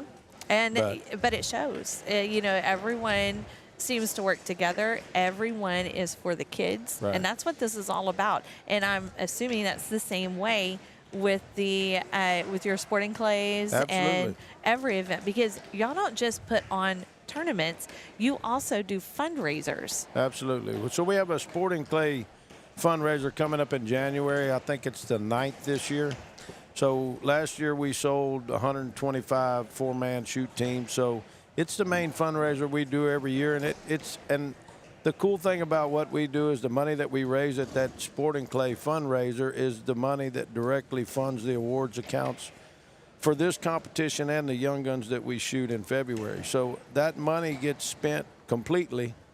So if we raise $200,000, we pay out $200,000. I mean, So- what did they say? 130,000 Yes. for this, for just this one tournament. So we work strongly throughout the year to promote that event, because like I said, the money that we raise at that event, directly, supports these events and the awards that we pass out here today and in January when we do our other shoot, or in February rather. So It is absolutely amazing. So what do you think about the turnout? How it has grown? I mean, 60 archers the first year. Yesterday afternoon when I walked 1 o'clock line? Yeah, the 1 o'clock line, I was just, I was in awe of the amount of kids that are participating. But I'm, as me being a vice chairman, I'm looking at my team out here, and I've got probably 70 team members on the line as squad hosts. So, I mean, that's impressive, It's huge. Yeah, that's what we were talking about. We were doing the math yesterday because we had 46 bales out here. Right. And we're like, if there are 2 committee members for Right. each That's one, a lot. that's a lot. That's I know. 92. This one is, it's a challenge, right? Because we have roughly 260, 270 members on our team. There we go. I asked Kyle, and I Right. said 200. He goes, I don't know. I should know, but I don't. No, it's roughly around 260 to 270, somewhere in there. But we have, a big participation in this deal because we have to have that many people. Right. And, we've got probably 70 people in here that are, squad hosting, and we've got probably 25 out back cooking hamburgers I was for going to say, lunch. would you have like 30? Oh, so it's It's a hamburgers bunch. today. I don't Yeah. know, but those people, they are amazing. And we talk about them and how much we appreciate them, because they don't just feed the archers. They don't just feed the committee members. They feed every single person that's here. So That's right. if Johnny brings his little sister Susie, and you got mom and dad, they all get fed. Right. We're feeding the families. Yes. And the kids. That's big, because when we go to tournaments, we've got to either find somebody to go and get food, Right. or hope there's somewhere nearby to get food. And around here, that's kind of hard with the parking and everything to get in and out. Mm-hmm. Right. And that is such a huge plus whenever you come here. I remember the first year that we Right. came, and I was like, oh, no, Julie, don't go over there. The donuts, no. Because it was breakfast. Yeah. Don't go over there, because that's for the committee people. Yeah. And we were told no. And again, for the same everybody. gentleman, he was like, no, It's for that's for everybody. everybody. And I was like, no, it's not. And he's like, no, ma'am, it's for. Well, I think that's some of, where the training comes in from the Marine Corps. I was a sergeant in the Marine Corps when I got out, but, I was always taught that you feed your people first. The sergeant's the last Feed 'em guy and that they'll gets the come. last. Right. That's exactly right. But, I mean, until everybody else is fed, you don't get to eat. But no one else does that. We don't go to another tournament. I'm telling you, Julia and I have been pretty much all over the U.S. from Southern California to, we haven't gone to Pennsylvania yet, but Right. Iowa and Ohio, and then all the way back down here, all the way over to Florida, so pretty much everywhere. We hadn't hit Oregon or anywhere like that. But there's not been a tournament. Not a single tournament. Well, it's rewarding to hear these comments, and I appreciate them very much, and I'll pass them on to our team. But Absolutely. we do strive. We get here in the mornings about 5:30. I'm telling you, we have come in before 7 both days, and Breakfast is They're ready. already, oh, yeah. Yeah. That's already done. This morning we had some little breakfast egg rolls that were phenomenal. I saw we even that. had pancakes. I mean, Yes, where do you for go to an pancakes. archery event and eat pancakes for breakfast? I'm trying to be a little healthier, so I went over there instead. Because yesterday I had because in here there were biscuits Oh, and yeah. I had sausage and egg, and there Right. was bacon and egg, and so I didn't eat the top part of Right. the biscuit. So but I was like, hey, can I get some just eggs and bacon and like yeah, like that. There was Yeah, we hash have 'em. browns Oh, yeah. and I don't know if that was chorizo. Well, and then, I want to comment on. We have some special people that are not really committee members, but their name is David and Margaret Bennett. okay, So they have the trailer in the back, yes, and so they are basically just volunteers. They don't want to be on No our way. committee, but they do our event for Young Guns as well. that is amazing. But they've been with our family for probably going on 9 or 10 years, ever since I've been here. Wow, So and they just do it? just donate their time. Wow, that's huge. But they're very passionate. They have 2 daughters that I think are finishing up at A&M this Okay. year. And so they showed cattle, and, they're very much interested in promoting this way of life and this lifestyle. So they're passionate about what we do like we are. So. Yes, absolutely. I know that's another thing that, we've talked about this in the years in the past, that this also holds a heart for me, because just sitting in this hall right here, I'm like, yeah, I showed cows in here. I don't know how Oh, many yeah. times, I you know. And the green, I call it mulch, but the green Oh, right. shavings is what Oh, Colin right. keeps telling me. I remember all of that because I was showing cattle here. I Mm-hmm. showed Brahman cattle, and even the junior breeding beef, and then the International Brahman Show. And Mm-hmm. so this is, my heart is right here. And now with my daughter shooting archery, and then Luke having won it his first year of shooting here, which Right. swimming is his passion. Is So it? he's gone. Yeah, he had a swim meet this weekend instead of shooting. She's Right. like, I'm totally, my heart's in archery. So Well, I want to take a minute also to thank you and your staff for being here, because it adds so much to our events. And, we are so happy to do it. I mean, it's exciting. We're going to have an incredible shoot-off here in a minute for the finals. Yes. That's going to come to you live, and we're just glad to have everybody join us on the TV today, and those of you that are out there watching. Absolutely. If you'd like to get involved in what we do, we'd be happy to have your support. And how could they go about learning more about ranching and wildlife? Because they need to understand it before they can join, to make sure that that's really something that they're willing to commit their time to. Well, if I'm not mistaken, I'm pretty sure that our committee is listed on the HLSR website, and it kind of describes a little bit about what we do Okay. and the events that we put on. And so if they're interested in it, I'm pretty sure we can be found on the HLSR website. Awesome. Well, thank you so much for Hey, you're spending some welcome. of your time and coming up here and explaining You things. guys have a and- great day. We're going to go work out the microphones for the awards. All right, awesome. Sounds great. Thank you, ma'am. All right. Such a wonderful committee. I can't tell you. It's been the same every single year that we have been doing this. Even before we started doing the live feeds of this tournament, these folks have been the same way. I don't want to say it, we see a lot of the return members who come and volunteer their time, and it is a lot of time. And I have not seen Mr. Kyle Walker leave before us yet. When we were setting up, he was the last person out, and that's just the way it goes here at the Houston Livestock Show and Rodeo.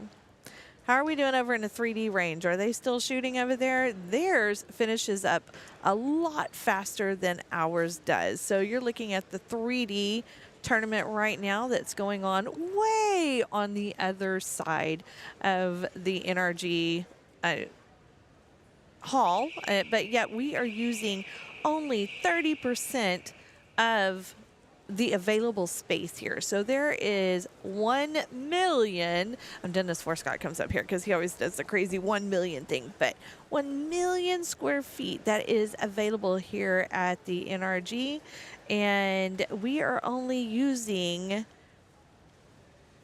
30% of that. I don't know, he's looking around at our boxes. That 30%, that includes this target range that we have here on one side of it. Then we've got half we've got half of, or not half, right in between the 3D and the target. You're getting a good view of all the targets in the 3D range. But then whenever you're walking to the other side, to that 3D range, you've got the family area, which is where, like we said, they are feeding every single person who comes here, every single family member, every single archer, every single person who's working. They have that, and then they've got a little game area. They have a little merchandise shop that's there. They have the awards set out. They've got a photo op backdrop over there. I think they actually have two. And then beside that is the practice range. Where do you get to go that there's a practice range? Vegas. Vegas is where you go that has a practice range. But you also have to pay for the practice range over at Vegas. Not here. It is a free practice range that is right in between the two ranges.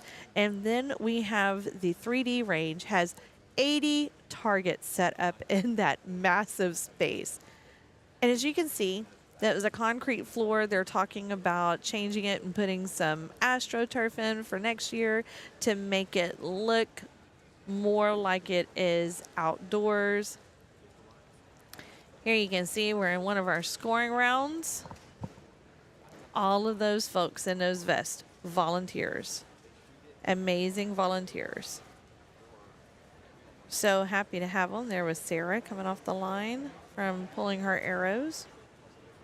There are a lot of local kids, but I'm going to tell you, there are so many kids here that have traveled 5 hours, maybe even more, just to be here.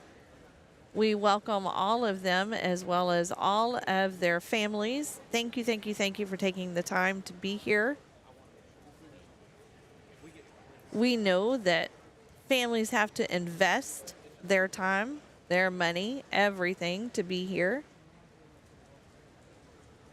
As a parent, I'm fully aware.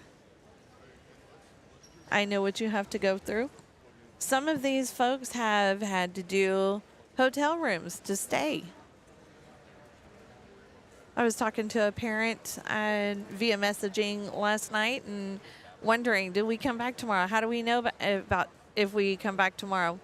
If you are watching, check the eyesonscore.com. Go up to that top right-hand corner, and Scott always makes fun of me, but the 3 lines, which I call a hamburger, click on those 3 lines, go to Live Score. From there, type in HLSR, YHLSR, Houston Livestock Show and Rodeo. You're going to click on that, and then you can search for your favorite archer right there in the search bar. You can, if you want to see how they're doing amongst their field of archers, then go ahead and search for, you can, like my girl is in senior compound, you can do senior compound and it will pull all of those up. If you're just not real sure, you can just put senior, or you can list through all of the archers that are there. Oh my goodness, I just smelled the Oreos. Oh, that was so we have a family that brings Oreos. Their daughter loves Oreos, so they bring Oreos to every tournament. And I just had a open bag of Oreos right in my face. I was like, no, it's okay, I'm good. And then I smelled them as he walked away. Family, it is family here. Everyone tries to help everyone. Everybody does their best, does their best. Oh, yeah. Great job. Everybody keeps asking if we're having fun. Do we still want to do this? Absolutely, we do. We are having a blast here. We definitely want to continue doing this. We definitely want to come back next year. We're already thinking about, you heard Clint talk about the shoot-off. And then we talked about doing things bigger and better. We're already talking about how we're going to make the shoot-off bigger and better next year. Yep. Well, I'm back. Back again. We have a special guest, Nathan. Go ahead. Let's get Nathan on the camera real quick here. There he is. There we go. Cowboy hats kind of get your forehead Right. red. Oh, yeah. Do you need some makeup? Wendy's got plenty of makeup. We can go ahead Where's and your clean it makeup, up a little Scott? bit. You had your makeup yesterday. Hey, thank you for having us again this year. This was so far amazing, and we love being a Yes. part of it. Well, But we Nathan- appreciate the partnership. When we kicked this off, what was that, 4 years ago now with you two? Not really expecting it to grow as quickly and as rapidly as it did, but we're obviously thrilled to be able to host over 530 folks this weekend across our target and our 3D competition. I think it was actually a little more than that. I think our number was right at about 560. 560. When okay. I looked at the numbers Perfect. earlier. So you guys did break the 550 mark. Perfect. Yes. Yeah. Yes. Yeah, we were talking All about breaking records. Yeah, we were talking to Derek, and I was telling him, I was like, once you guys said, hey, we're going to do 3D, I was like, if they got 150, that would be like a great number. Oh, yeah. And we it surpassed it. ended up doing 200. Yeah. That's amazing numbers. Also, what was interesting was I just made the assumption if you were shooting target, you were shooting 3D. My daughter said that yesterday the girl that was, or the person, I don't know if it's a girl or boy, but the archer that was next to her only was shooting 3D. Yeah. Yeah, That's what well, they signed up that's for the your 3D. specialty. Yeah, they signed up for 3D, and that was it. It took a little twist of the arm to get Julia to shoot both because, I mean, this was her 4th time ever to shoot 3D. Ever. Never. Yeah. I got to go watch a handful of folks yesterday and today, just kind of sit back and throw some arrows at those 3D targets. And to your point, some of them were here just for that. That was what they've been spending all their time, energy, and effort trying to get better at, and that's what they wanted to come over here and showcase. And we were just happy to be able to give them a venue to do that. And I think this one is kind of special. I was this fixing to one, say that, yeah. Because Tell us why. I think that I think what you were telling us was that there was a first for There the was committee a members. first. Yeah. I think I saw a dad over here by column 831 taking pictures. pictures. Oh, yeah. I was spending a little time videoing yesterday. My oldest, Cora, got to shoot both target and 3D yesterday. Oh, wow. That was going to be So- my next question. Did she Yeah. get to do 3D? Yeah. She went back to back. By the end of it, she was a little exhausted. But this is a first for our committee. We have not had a child of a committee member get to participate in either our archery competition or our young guns shooting sports Wow, competition. both. So I thought yeah. it was just archery, but both Yeah, competitions. I thought it was just archery as well. Yeah. So that's pretty cool. yeah, That is so pretty cool. I think I told you yesterday. She came last year. She'd come the year before that, and whatever it was, it clicked. Right? She said, "Hey, I want to be able to do this," and so we spent a few months thinking about it. She said that that she was committed to it, and so we got her set up in January. She's been shooting since then, and was just happy to come out here and be able to compete against some of the best archers in the state. And That's amazing. Wait a minute. She just started in January. Yep. We're in Well- October, so not even a year. Exactly. what I think is crazy is that there is so many committee members. Yes. And this is the first time, like, a couple things are to note there is that this is the first time they've had one of the committee members' kids participate in it.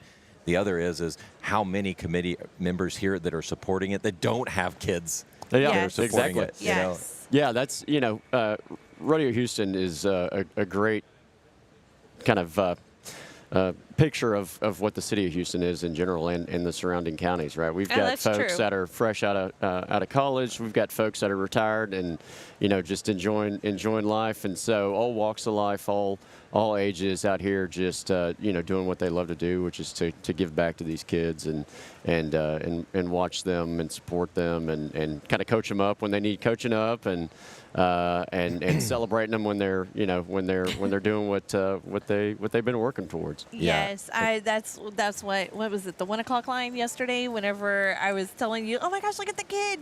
He was so happy. He threw his arms up in the air. I was like, yeah. And then I see your committee member right there give him a fist bump. Oh, yeah. Bam. And the smiles on both of their faces was just, I mean, it got me excited. I don't even know who the kid was or your committee member. Yeah, it's funny. We meet these kids right before we start shooting, right? Some of them we've gotten to build some relationships with. They come back year after year.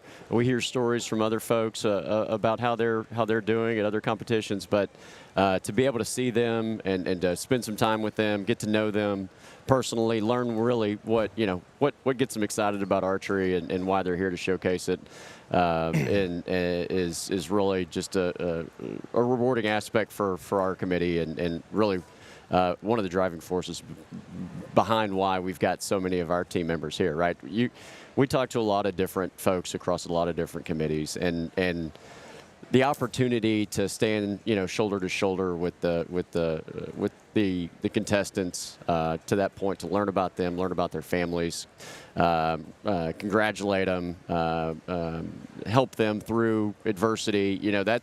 That at the end of the day is what makes this committee, the Ranching and Wildlife Committee, one of the best under the Rodeo Houston umbrella.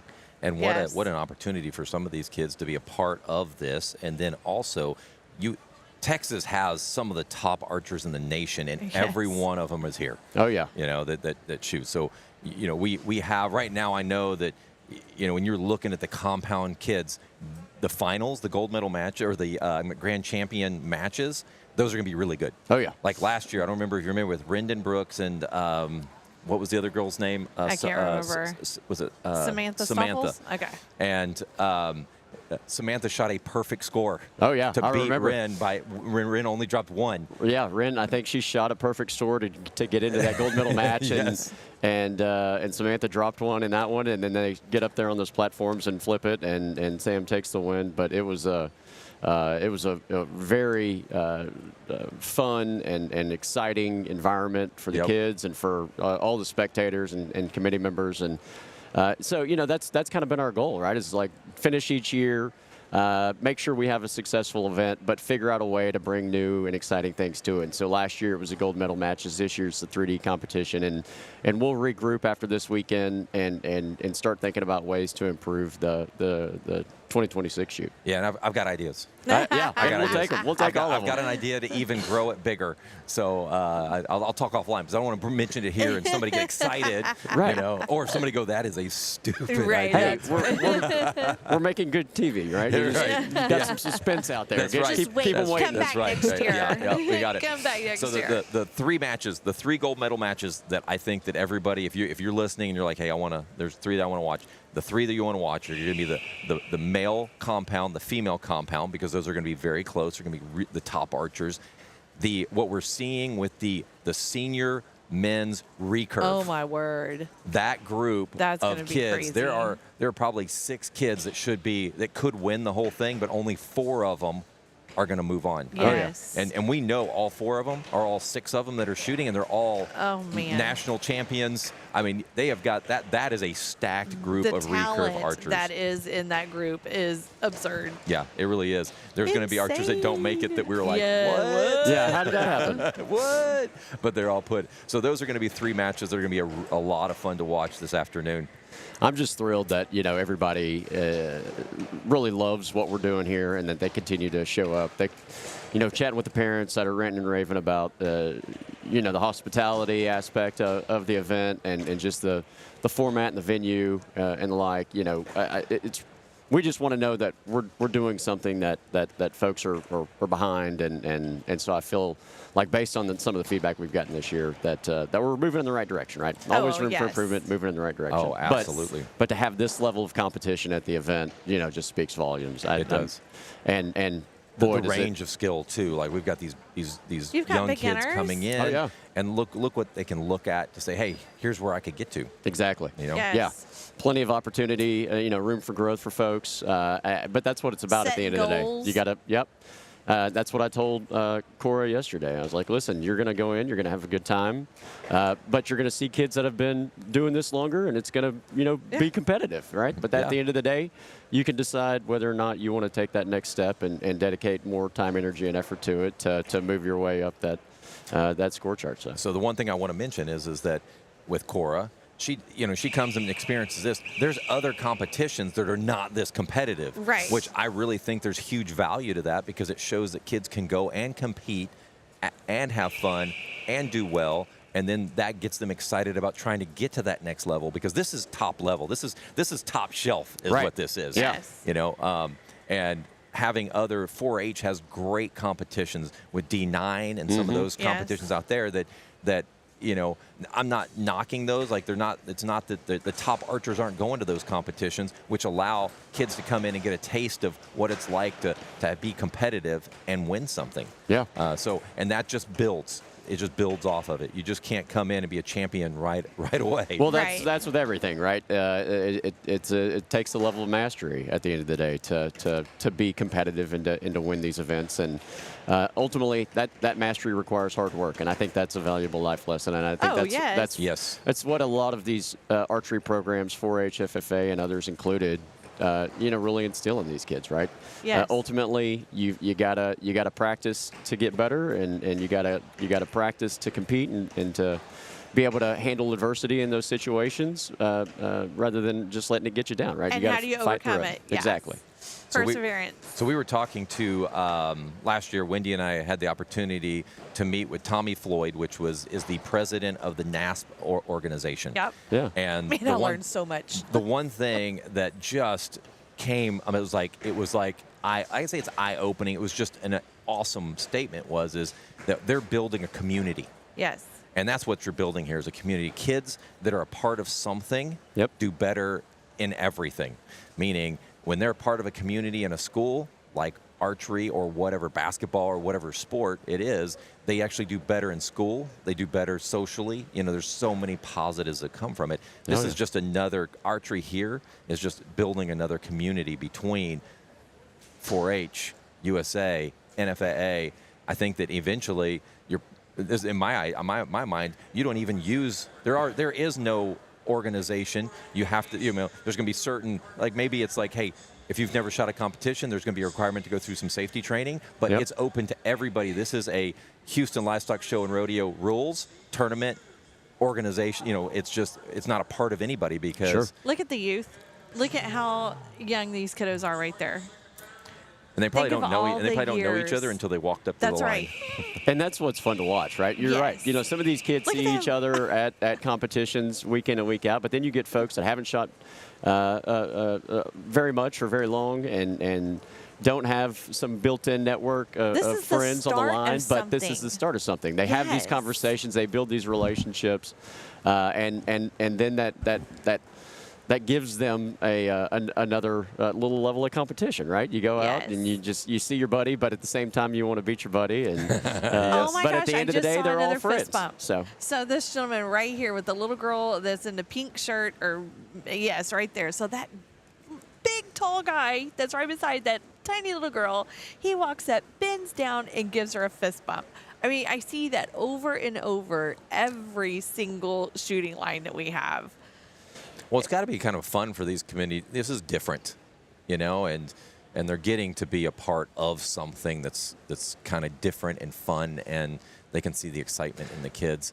I just think archery is one of those sports that is for everyone, Yep, I agree. And I like that. I mean, it's hands-on, right? You're getting to see the product of your work, right? We work for months to really put this event on, coordinate it, and then we show up and hope that it runs like it is, like it's supposed to. But at the end of the day, we're not separated from our exhibitors, from our contestants, right? We get to see them showcase these skills. We get to congratulate them, fist bump them, talk them up. It's much more of a connected experience for our team with the shooters, and it really rewarding. And just so everybody knows, this isn't, and I know nobody knows this, or everybody knows this. I but bet I know. This is not an event that just comes together in a couple months. No, that's what I was going to say. He said months, and I was like, it's more than months. Like 12 months, because I was talking to Kyle, y'all take on about 2 weeks off to kind of recoup, and then you roll right into a meeting as to what worked, what didn't work, how are we going to make it bigger and better for next year. So we've been making notes all weekend. Yes. We'll have a regroup meeting here in the next few weeks, and we'll start planning again. But to your point, right?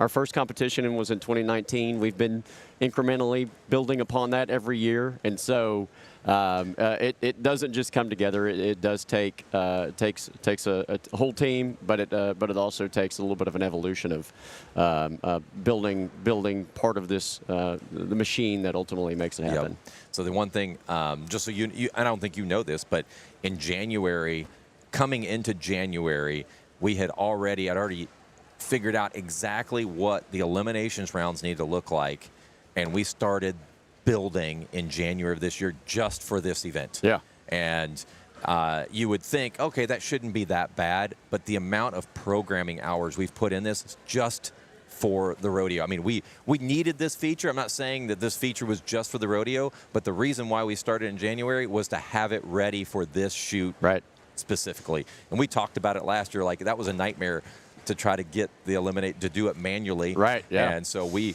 started it in January, and there is a lot of work to be done, but we got it to a point where we knew that we could make it happen this weekend with live scoring. Well, that's what's funny. You know, we were talking about this yesterday, but it was a few years ago where we were running solely off paper scorecards and running off paper brackets, and we're down there tallying up scores and trying to figure out who stacked where, and then throw those up on the bracket last minute, and being able to implement live scoring in the last few years, and then to really, this year tailor our eliminations or tailor live scoring to the elimination aspect of it too. It's just one of those incremental improvements that we're trying to make every year. Make this thing a little better, make it run a little bit more seamlessly, give a better overall customer experience, quote-unquote customer experience for our contestants. Yeah, right? I don't know if it's a little surreal for you guys, because I think it's a little different for both of us, like going back to 2019 and then blink and come to this point and just see where it is. Same for live scoring. So live scoring in 2019, at the end of 2019, I told my wife, I said, I was grumbling about it, and I said, we need to take archery to the next level. Yeah. It needs live scoring. And she's like, at one point, she's just like, make it happen. And I'm like, Figure it out. You know what? I can make this happen.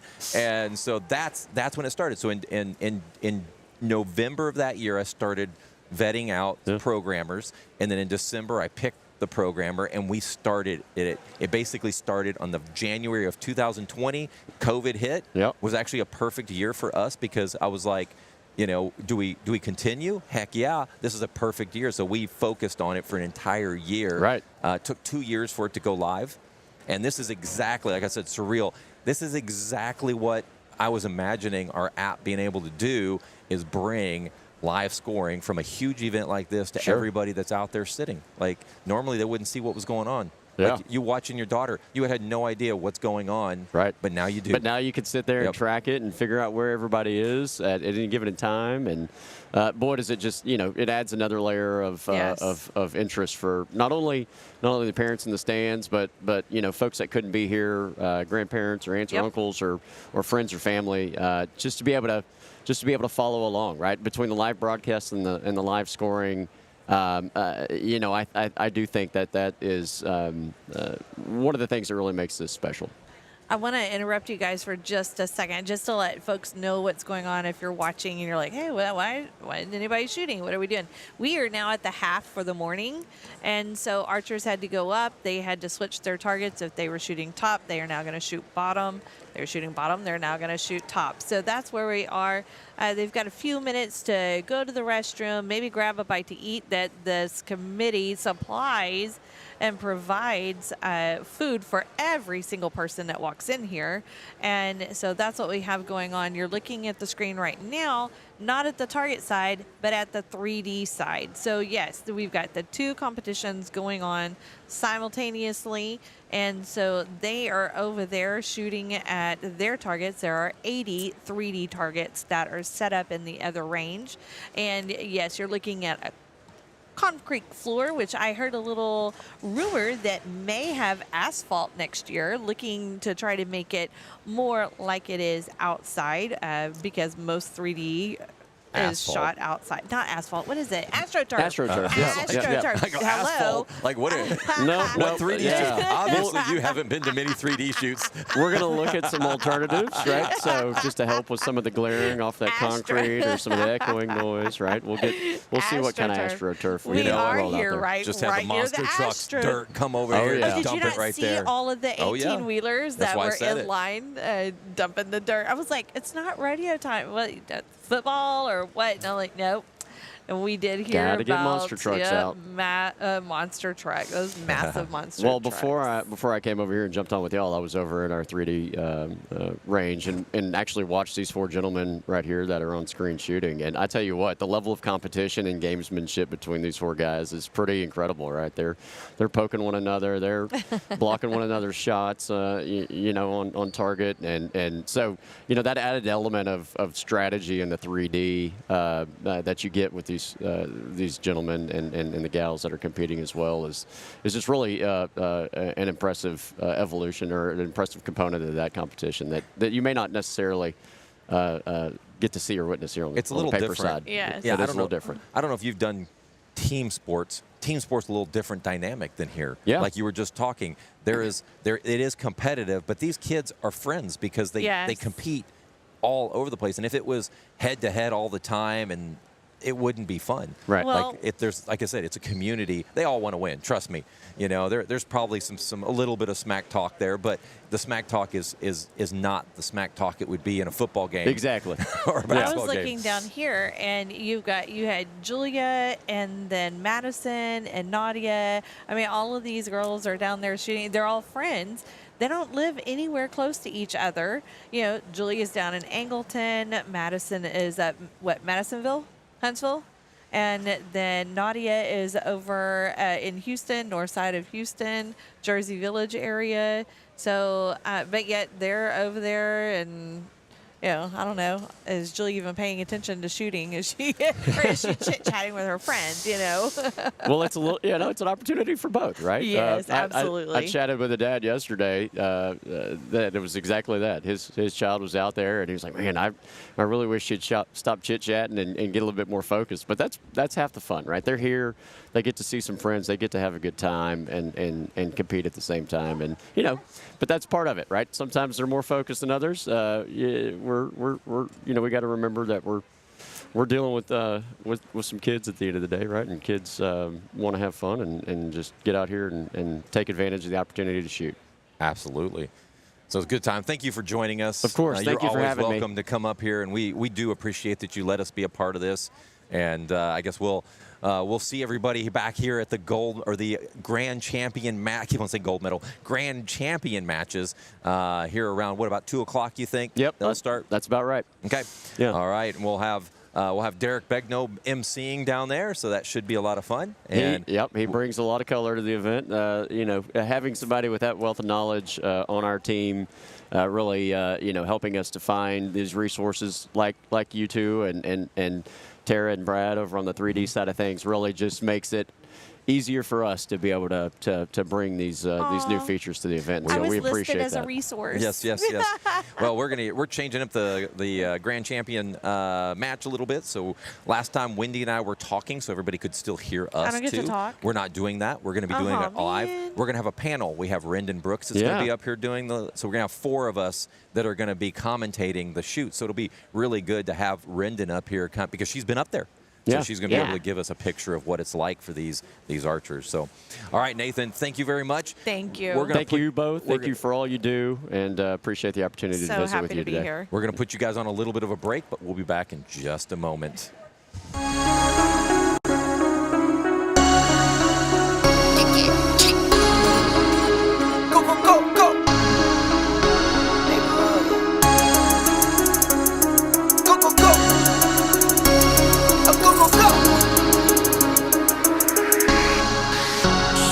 Came for my wins, I need my ends. This life is real, if they pretend. Came off the bench, I get it in, I get it in, I get it in. Came for my wins, I need my ends. This life is real, if they pretend. Came off the bench, I get it in, I get it in, I get it in. I'm on my job, I get it done, but you should know that. Shine like a sun, a 101, you should know that. I get the front and in the back, you should know that. No need to stun, it's never cap, you should know that. All I know, 10 toes, never fold. Bang roll, on the go. Ice wall, ice wall, ice wall. Came for my wins, I need my ends. This life is real, if they pretend. Came off the bench, I get it in, I get it in, I get it in. Came for my wins, I need my ends. This life is real, if they pretend.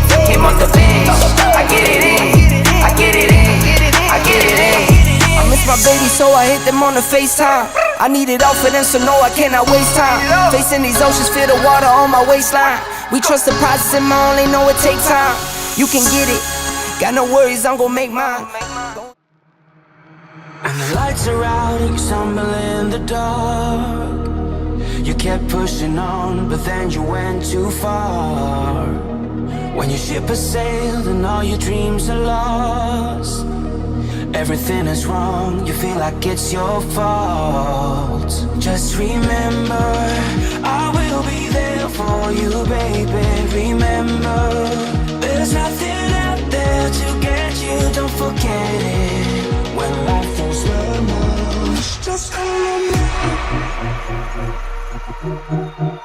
Just remember. Just remember.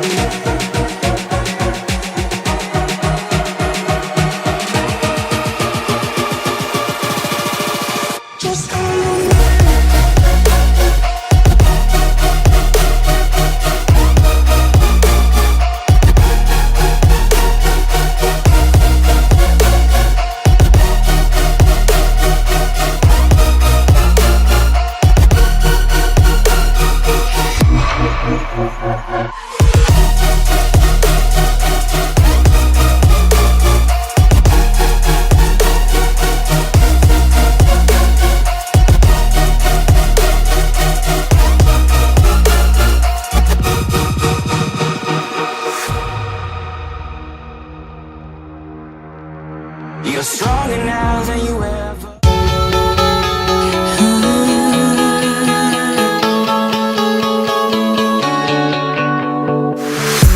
The talking, the rumors didn't mean anything because you swore you had me, I had you, like a stream in the spring. We were brand new.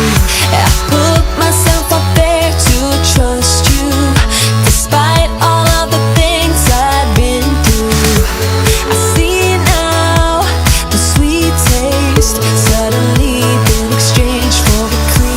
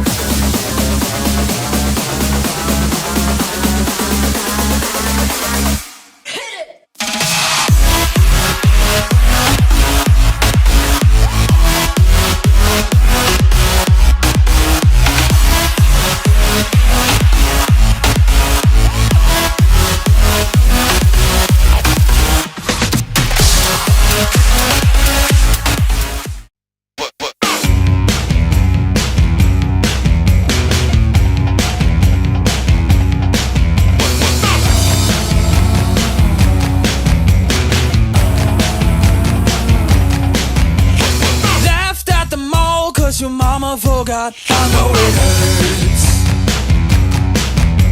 Bullied by the cool kids on the first day of school, I know it hurts so bad. Let it go, let it go.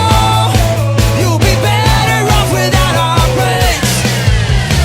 We don't care if you know, we will never let you go. Can't take any more, I'm under control. We won't find all the time to punch you if you're feeling fine. Yeah, you will go on as long as you want.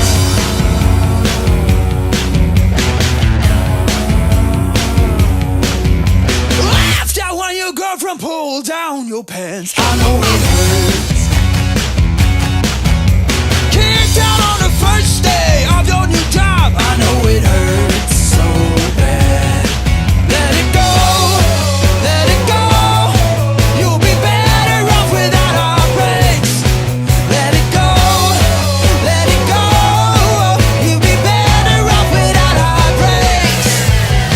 We don't care if you know, we will never let you go. Can't take any more, I'm under control. We won't find all the time to punch you if you.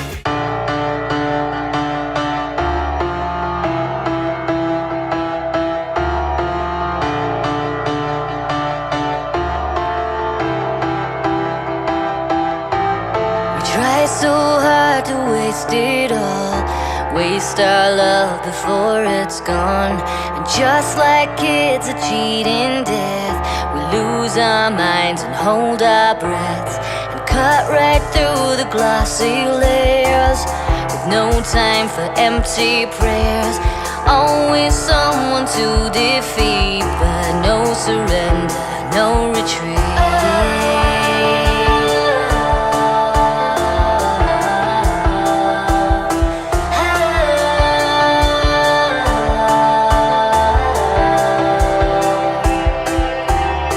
Try so hard to waste it all, waste our love before it's gone. You aimed right at my blue suede heart, still alive, I count my stars.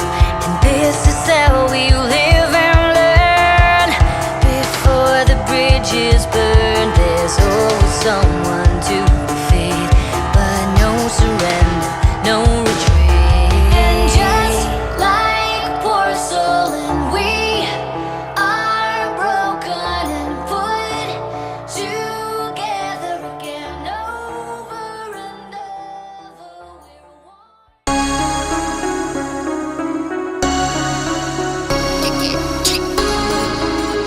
Go, go, go, go.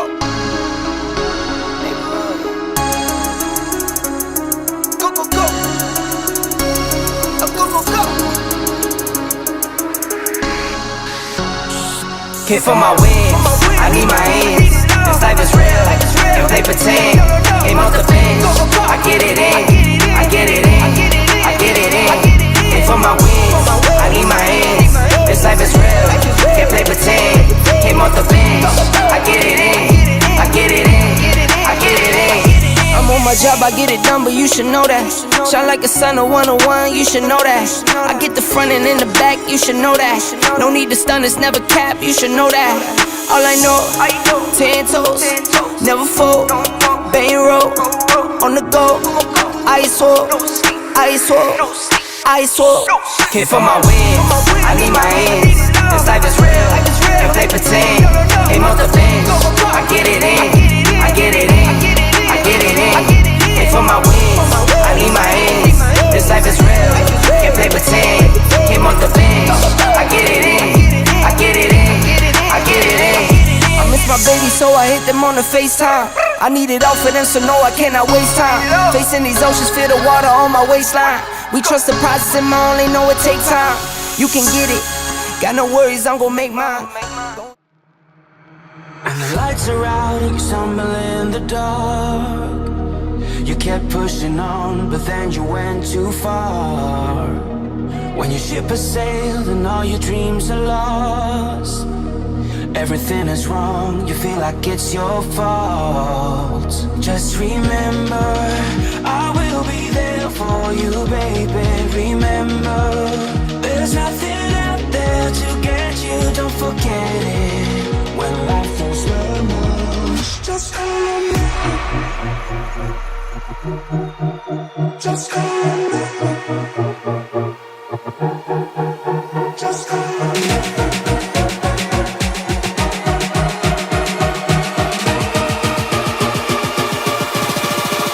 Just call me.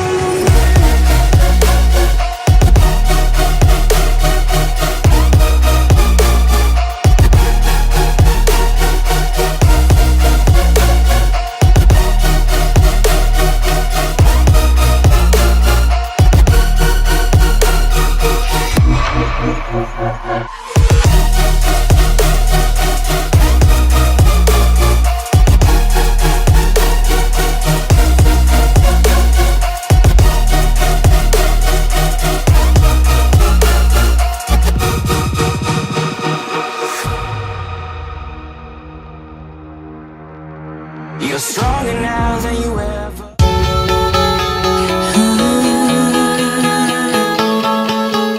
All right, we are back to action. We are getting back into this. I think we just had one more scoring end live. Go to eyesonscore.com to get that. The one thing we do want to mention is I know that several of you guys are watching to find out, hey, am I on the bubble or not? I'm going to kind of go through the list here of who might be moving into those top 4 or top 8 spots, okay? Barebow Junior Male. Right now, top 4 archers, Nathan, Dean, Eshwar, Connor. So let me look and see if there's anybody. So 5.58 is Connor. So anybody above that could push Connor out. So as of right now, there's no one that is shooting that's averaging above that. So that may be a good, Connor being on the bubble, he's going to be potentially in a good spot. Barebow Junior Female, again, top 4 move on. And if you look at it, there's Ellie, Michaela, Bailey, and Elizabeth. So Elizabeth has a 4.58. And so if you look at already, oh, nope, that one's already done. So you've got the top 4 there. I'm going to go ahead and take a quicker look here to speed this process up a little bit. We lost a co-host somewhere along the way. We did. So top 4, 6.95. You have with Barebow Senior Males, there's there's a couple. There's TJ and Levi that are right there, depending on how they do in this second half, could move into the top 4 spots, but they have a little work to do. Their percentage is a little lower than the lowest 4th place. Barebow Senior Female. Looking here. So you have Alicia Butler averaging a 5.94. What that means is that Lainey Akins, which is at a 5.38. So she has, if Alicia continues as she's going, she's going to go ahead and bump that 4th place out, and that means that Lainey will not make it to the Final 4. Just so you know, that's that potential when you're looking at the averages.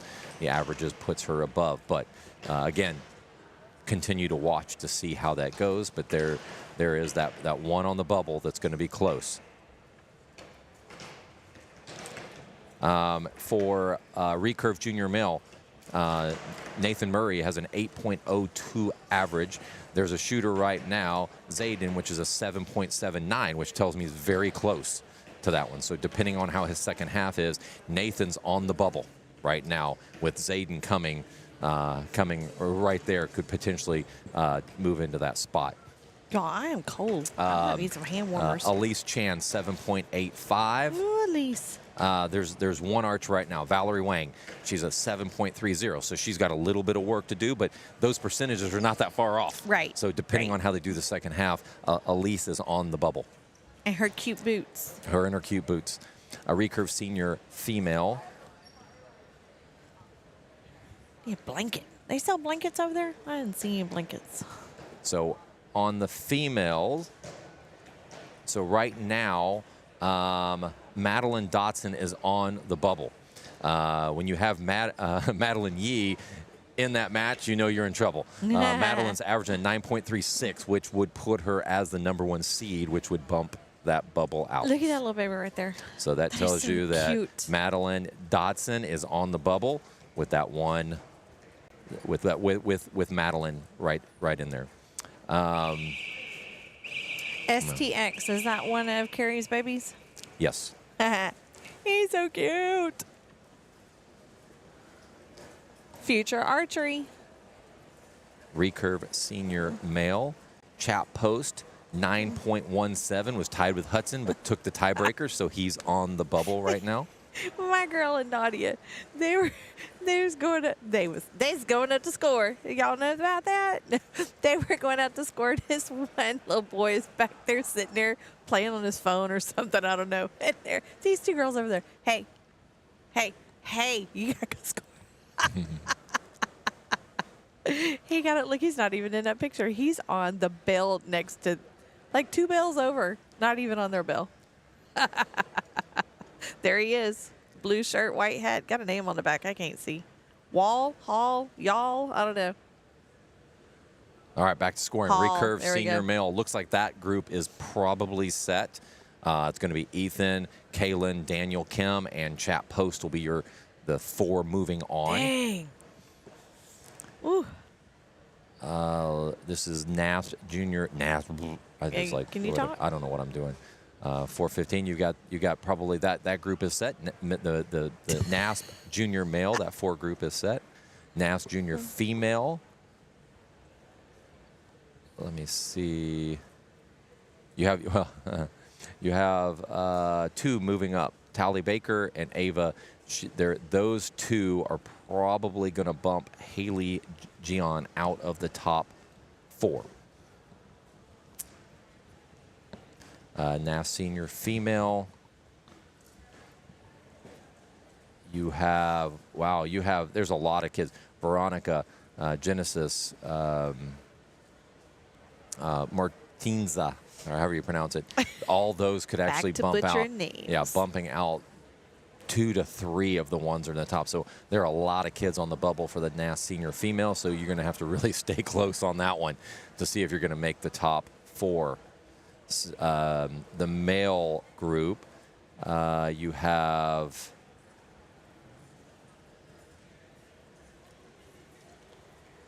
if you're not in the top 2, you're probably in trouble looking at the group, because there's a lot of good archers coming up here. They're going to be fighting out for at least those bottom 2 spots. If not, I say bottom 2 spots. There's two potential spots that can be taken there.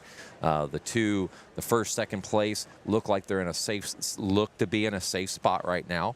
But 3 and 4 are not. So keep an eye on that one. If you are in 3rd or 4th place right now, you are on the bubble. Compound senior female. This one's going to be a little harder to track. Do people know what you're meaning whenever you say on the bubble? Why don't you explain it to them for me? So like on a level, the bubble, you can go one way or the other. You're like right on the line. So you could be in that moving on side of the bubble, or you could be pushed to the other side of the bubble where you are pushed out of hitting that next stage, which we do have a stage pretty much. We have platforms for the archers to do those. So this elimination one, yeah. matches. So this one's going to be interesting, because you have Rayleigh, who is in 1st place. Looks like she probably is safe. She's probably going to make. Oh, this one's top 8. Never mind. We're Never mind. good. Let me look. So so actually the top, because you have about 4 kids coming in that are going to move everybody down a notch, except Rayleigh may go down 1 spot, maybe 2, but there's about 4 kids. So if you are in 8th place right now, if you're in 5th through 8th, those bottom 4 spots, I would keep an eye, because you have at least 4 archers coming in that are pretty strong. They're putting up some pretty good scores. Yeah, the 8 makes it a little more difficult. 9.85. Dax is on the bubble with 8. That's at the tough. 8th place. 9.85, and you're on the bubble. 9.85. So let's see what everybody is shooting. I got to go way down on the list. So right now there is Caden Adsgar. He's shooting a 9.85. So if he can keep that average, he's going to bump Dax out of that top 8. There's Grayson Richards, which is close. Depending on the second half is, Richard and Nolan are right there where they could turn it around and get into that top eight spots. But they have a little work to do. They got to shoot a little bit around this time to be able to get in there. But Caden's right there. So Caden just shoots an average. He's going to be in the top 8. I'm not looking all mean with my arms crossed, or, because they tell you whenever you're talking to people that's a closed off stance, whenever you've got your arms crossed or you're mad or something along those lines. I am just cold. It is cold in here today. It is. Some people came dressed, prepared for like warmth because it was a little warmer yesterday, and not so much today. So coming to the end, compound junior female, there are 2 spots. 7 and 8 are on the bubble. There's 2 people that are 2 archers that look like they're going to get into the top 8, which will push those 2 out. So keep an eye on those. Compound junior male. Wow, they've shot really well too. Oh, look down there who decided to come back and join us. So you have 3 archers coming in that look like they're going to get into the top 8. So if you are Jacob is real close. So Jacob, Levi, and Logan, those 3 spots are in jeopardy with the 3 archers coming up. 11 o'clock, I think? Yes. 11:15.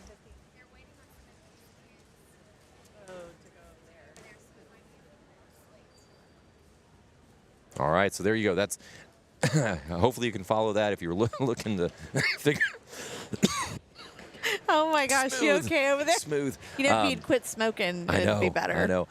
So if you're looking to find out, hey, was my kid on the bubble? If you'd listened through that, it would have given you a better idea. I got lost along the way. Well, I just know go if to you're Eyes on Score and I click the hamburger. Yeah, but it doesn't give you the averages, which I was giving you. Yes, it does. It does? Yeah, you have to click click on each archer, though, to get that average. Yeah, but that's all right. No, it doesn't. You'd have to go and click on every single one of the archers to get that info. I was If just I giving it click to you on quickly. number 8 and I click on my kid, then that's all I got to do, and it's good. That's and true. I didn't have to That's true. To see if you're follow gonna make it. along because Yeah. I lost it. I kept listening. I was like, oh, what division were we on again? So if it was your kid, you would know.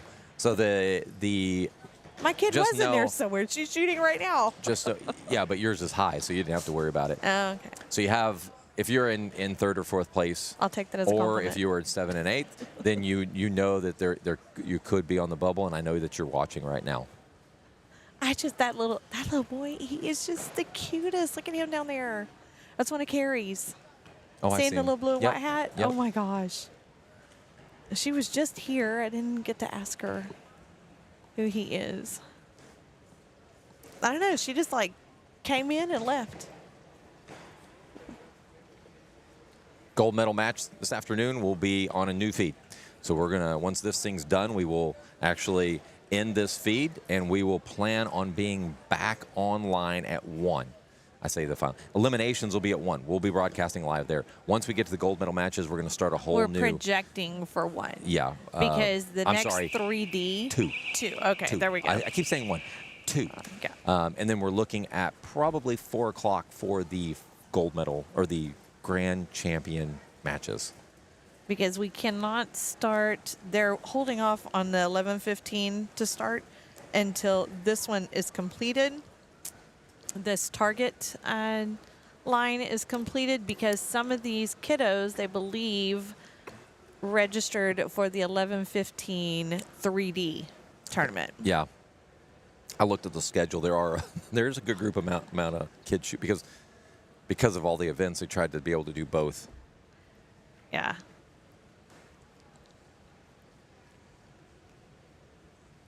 Which I talked to many kids. Several kids were not trying that because they knew they couldn't make the Right. 11 That o'clock was going to one. be hard. It was So going to be some tough. must have done it, signed up for both. So the Houston Livestock Show and Rodeo Ranching and Wildlife Committee is trying to make that work for these kiddos. Absolutely. They are all about the kids. I love that about them.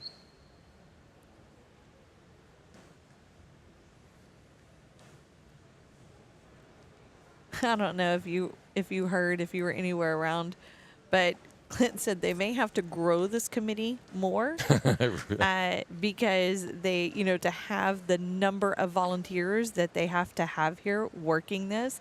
So we see what there was. He was talking about that there were 70 that were here on just this side yesterday, but I think it was probably closer to 90 because if you have 2 committee members per bale and we had 46 bales, that would mean 92 volunteers just right here who are scoring. Yeah. Well, it might have been 70, and then the JR committee, the JRC, not JRC. Oh my goodness, I'm losing it now. But so the junior committee members, they had people here as well. I think they had 20. So that could be about 70. But then they've got 30 who are back there just cooking and providing the food. That is insane. But we still appreciate it. And I bet these families are appreciating it too. I know my family appreciates it. So I think if I remember, somebody just asked me, what time should we be there if we are in the eliminations? I heard them saying 1:30. I would be here by 1 if it was me. Wendy would be 2, I would think. Yes. At least by 1. Yeah, we're always trying to be an hour before time. Yep. I wouldn't try to cut it in case there's traffic or anything You have like a that. flat. Make sure you feed your kids before you come. Or there's food here. Oh, yeah, that's right. That's right. Plenty of food. Actually, the burgers today, right? Yes, there's burgers for lunch today. We need our Uber Clint Eats to said. show back up and get us food, too. That's probably why she disappeared. So that way she didn't have to go get our food. Well, she does not have to go get our food. Yes, she does. She does not. Carrie, we need Stop food. it. Are you seriously? Let me put Wendy on there, too. No. You created a group chat already with the 3 of us. That's the same one. Oh, okay. All right. I don't know if you know this about technology, but if I add the 2 of you, it goes right into the same group. Back in my day, we wrote it on a piece of paper and we folded it up and we made these cute shapes and then we handed it. Or we passed it to the person beside us and asked them to pass it to the next person. That's how we sent messages. Write it on toilet paper and hand it as you walk out. Ew, that's gross.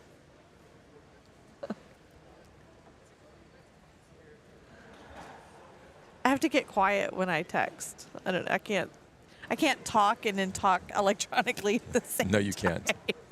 You cannot multitask.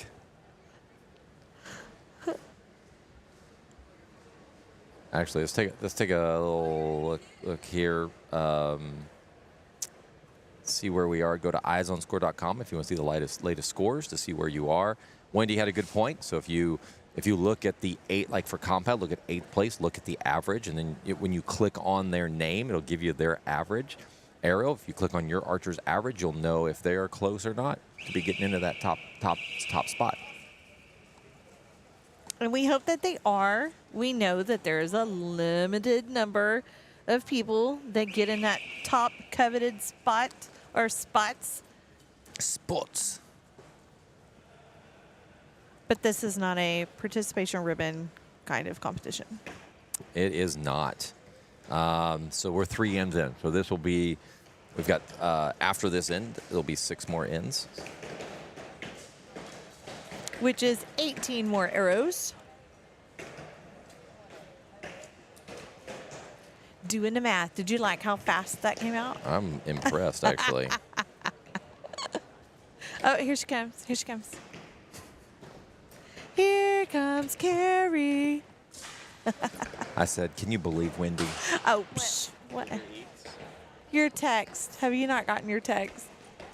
Evidently, Scott is hungry. She says, what do you need, honey? I'm like, what?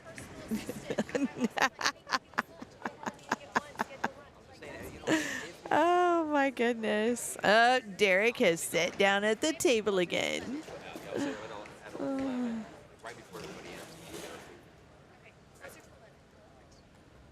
All right, try it again, Derek. Y'all hear me? Oh, now we can. You must have taken carries. Hey, put that microphone up close to you. There you go. Hey, Hey. Hey. y'all got a jacket? I know, right? I am like I know. so cold. I had to go I grab said, what about a grab blanket? Did they sell blankets over at the merch table or? Hey, parents have blankets on. I in the know. stand. Yeah, I'm well, like, last year it was like this. Where's mine? Yesterday it was not like this. Yeah.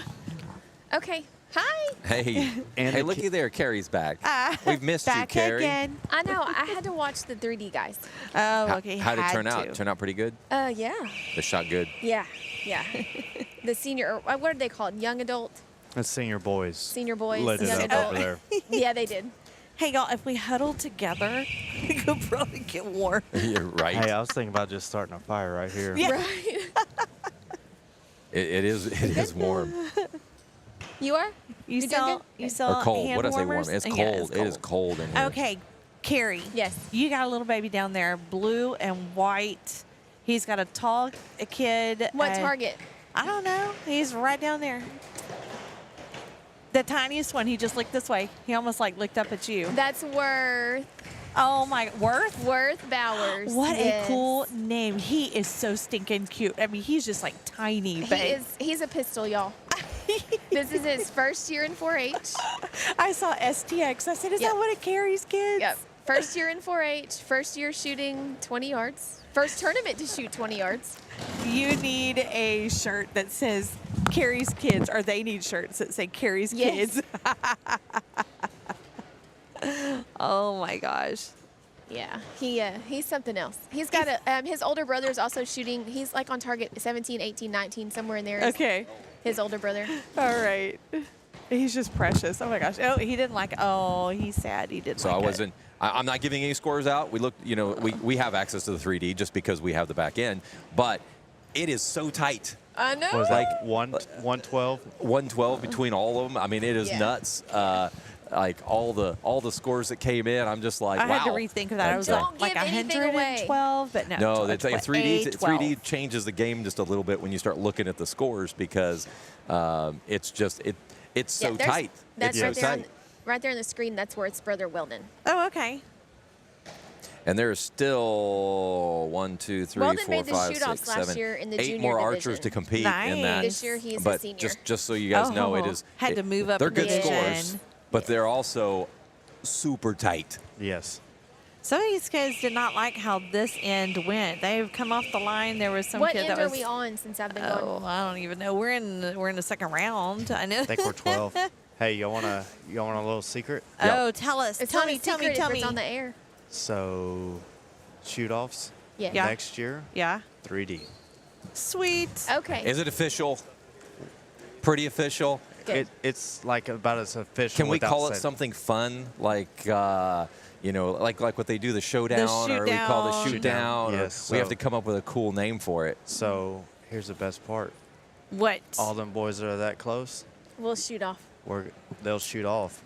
But the 14 ring Will it be in Is play? play. Yes. You know what? I think that you should have, like, right now they have uppers and lowers or 12s. They should make the senior boys, Call senior it. girls call it. And they will. You know. Also, Is that going to go into next year? That you had to call the 12s, upper 12? Yeah. Also, I'm thinking, we've controlled all of our stuff here. I think we should set up a booth over there and just have 2 streams going and have like a group of broadcasters over there doing 3D at the same time. Now, is that going to cause people? Are there going to be 2 different timings, or is that going to cause people to have to choose between 3D or target? Because then, if you're making the eliminations here and you're I'm already made the ahead of shoot, you, girl. Sweet. All right. So you got to choose. You got to choose. That's No, what's obvious. It's stop obvious. it. That's the obvious answer. I'll see Just you on the hush up. 3D side. No. So what my suggestion is we will do our junior shoot-offs here Yeah. and let the seniors do their shoot down over there. Okay. And then swap because we got the There we gold go. medal match. Hey, So but what about Yeah. me, who's got kids in both ranges right now? Well, see, it's not all That's a about business us decision. parents. Yeah. So Well, they're not even my Carrie. kids. gotta so, but divide they're my and conquer. Yep. You'll just have to watch. You'll have to watch live. I'm Get- kind of nervous about this afternoon because we're doing awards. We're doing junior awards during But that's when No. you. medal match. We're No, not no. doing it during. Okay. Well, yes. No, The because- juniors. Are we doing gold They're- medal we're- match we're- while because we're the giving out juniors, awards? the juniors will finish. The seniors will finish, except for the finals. They'll go do the awards. We will set up and get everything Oh, ready to okay, go okay. while they're doing the awards. Okay, And I then when was those nervous awards are about that. done, then come Okay. back in here. But Carrie, you're going to have to incorporate some parents into those positions of, hey, you are now our media parent, where you're going to go Right. over there and you give them the targets. Hey, these are the kids. They're on these targets. I need you to take pictures. And we've also, Scott has also said, if there are like some of us parents who are, Why did I really get called out? who are really, hyper focused on our kids, those parents are the best ones to get to take pictures. Right. It gets their minds off of worrying so much about the kid and gives them something to do instead of sitting there like, I can't miss the big show though. Yeah. I mean, I'm just thinking like if we could show more love to the 3D folks For if we sure. had Yes. somebody If over we had there, somebody over there, yeah. doing it like For sure. Rendon being Sure. one of the Good. broadcasters over there, and well, we could get depending on somebody if else. she's working the event though, You know, That's part of working it. hey, it's we'll growing figure it out. pains. We're It's gonna- growing pains. it is, but these Yeah. are good growing pains to have Yeah. because we can stretch a little. Or Third world problems, right? I kind of got an idea. So maybe we just readjust the layout, and we make y'all a circle booth, and you spin around in 3Ds. Oh, that would be Yes. That would be awesome. like the Yeah. rodeo shows. That would be pretty awesome. Yeah, I do have like a that. spinning I do like platform. that. Yeah, all about that. So Yeah. Yo. Can we do it like you two? They're set up too. I'm kind of digging this 4-person platform too. I am too. Like, yes, we've got Rendon that's going to be joining us during the finals up here, so we're going to have 4 of us commentating on what's going on. I think that's going to So be a y'all lot have of fun. another special guest that's going to go on during the up here. Who? She's going to be 4, and I need a babysitter. Yay, me! Send her up here. Send her up Yeah, here. she can join us. You say that. No, She'll get up Send here her and up start singing. that's Hey, fine. that works. I could sing right along. She's going to want to sing some Hey, there's, Nickelback. okay. Well, see, I don't know. there's I- Abby. She's from Victoria. Shooting So barebow. she'll want to sing some Nickelback up here. The rodeo committee said to give her a microphone and give her the platform down there, but Yes. I won't Hey, get her I off. bet she Did you can call watch- Yeah, right, like, hey, 10-9-8-7. we got to get this show going. When Landry walked up to Cole Ware, I didn't see that one. oh man, I'm gonna spoil it for you. But Landry, she's probably 7 or 8. No, she's older 10. than that? Okay, she's 10. She walked She's up to tiny, Cole Ware. though. The boys were so cute. They were getting on their knees on the platform. They were on their knees because Landry's so little. And she walked up to Cole Ware and she's like, "What kind of car do you drive?" And he told her. And then, all right, next question. Do you have a girlfriend? What'd you do with your binos? And Cole turned What? 3 shades of red and pink and white, and it was so cute. But I mean, you just never know what's gonna come out of the kids' mouths. She was a good MC for the Ringer. I'm honestly looking forward. That was my favorite part of last year, to see how many of these young kids that I could make nervous. Right. That was Hey, you turned Derek off over here. I thought I turned myself off. I got Nope. excited. All right, talk again. So All right, you're back. that's my favorite part, is to see how many of them I can make nervous. I think so too. That's what Landry was doing. She was asking all kinds of good questions at the Ringer to try to throw the boys off. Poor Landon's mom, Landon Rowland. I think she was more nervous for Landon than he was, because I kept grilling him with questions. All right, my daughter, I thought, was not having a good reaction, but it looks fine to me. Hey, was so- she clean on her first half? No, she Oh, dropped man. 3. Okay, that's not bad. Yeah. That's not bad. I watched until about the 5th end, and then I went next door to watch 3D. This is her first tournament since outdoor. Ooh, first Yeah, indoor. First First indoor. indoor. So she has not shot since Buckeye Classic. She hasn't practiced, or she no, hasn't? she hasn't shot. We've been practicing at the house, so it's like we rush home, see how much daylight we have, and yeah, the new school. This is really the first shoot of the season, other than the one that we kind of threw together. Siwat hasn't started, so but she hasn't. She's practiced one time with the team. It's just the way they did the school schedule this year stinks. So I don't get off until 4:25. So her practice got moved to the afternoon instead of the morning, which kind of fits my schedule. But then she doesn't get out of practice till 4:30. So by the time we get home, it's almost 5. And with the time changing here soon, that's going to make it real tough. Yep. You have to figure it out. Yeah, that's what we're working on. Just do what I do. Show up at Texas Archery with bolts loose and it's rattling and Problem is, I can't. With the new schedule, it's hard to get up to Texas Archery. We'll just have to give you That's the keys and the issue. code so you can get in Right. at night. It's a long drive, but you'll have a shop to yourself. Figure out when Joe goes. He's always there. He's always there. So, question. And trying to get in with Adam, I mean, it's just like all the times. Poor Adam. Poor Adam. No, never poor Adam. Never poor Adam. Hey, when I hit a little funk or something like that, Yeah. I can go to Adam, spend an hour, I'm back right. My funk was so bad this year, I didn't even call Adam. Oh, no. So I'm glad you brought that up, because even we have Adam Gugasberg, which helps our youth. He Has coaches. he chimed in? Has he been watching? He has not. I'm going to He text watched him. last year. Yeah, so he. Yeah, he normally watches all of ours. He helps our kids behind the scenes. So he is. You won't see him at a competition. You won't see him, but boy, he is a wealth of knowledge and works really well with our youth. So we have a lot of our youth that work with him. Also, we have a lot of our adults that work with him. Yes. He just such a good coach when it comes to being able to diagnose certain things very quickly and stuff that we can work on.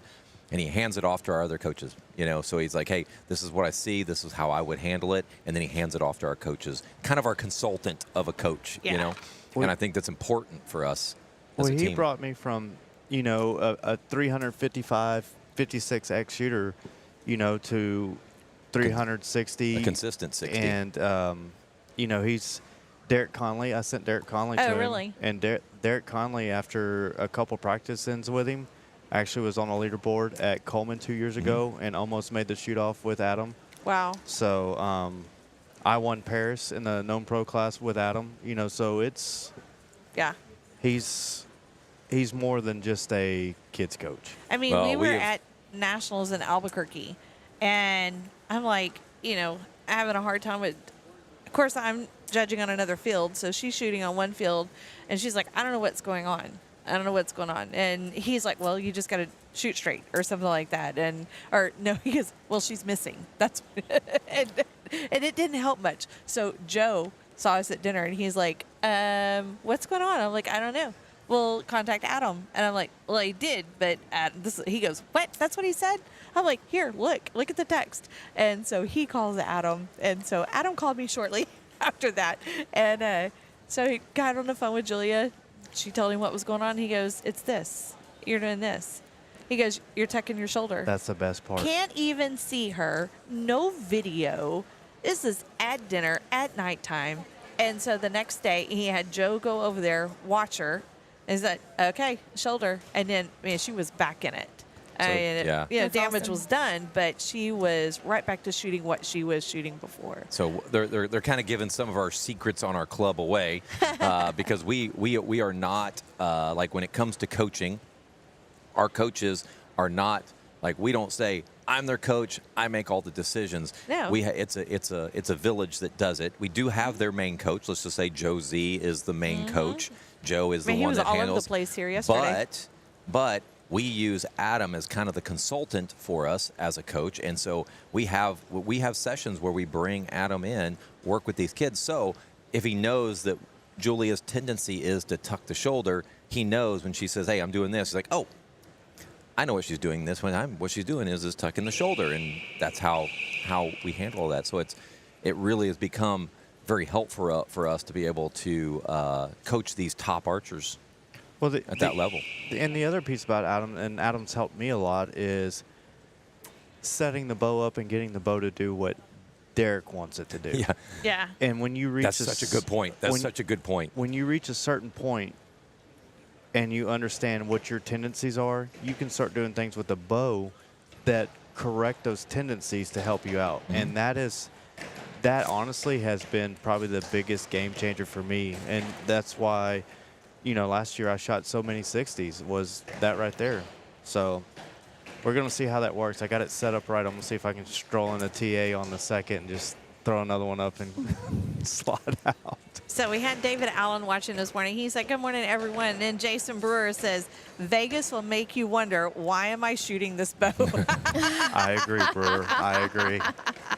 So I was going to say, before we move on too much past Adam, but one thing he talks about is, what we're going to do is we don't maneuver our bodies to fit the bow. We do the bow to fit you, and that's part of tweaking these bows to make sure that, hey, if I have a tendency to twist that bow or torque that bow a little bit, we're going to change how the yokes or however that thing is going to be set up to kind of help with that. If your tendency is to drop low, we're going to do something else with the bow to go ahead and change. I'm going to call it change the tiller of some way. And JB Weld is his friend. JB Weld is that grip. He didn't like the way it was with Julia, so he had me go and get a certain kind of JB Weld, 2 tubes of it, and he went to work making it fit her. Yeah, that's true. Well, yeah, and you'll see that. You don't really see it because we cover all that stuff up. Yeah, it's but, got a grip on it. The grips are important for these archers. If you put a big grip on there and it's a little kid with a little hand, he's going to torque the crud out of that bow.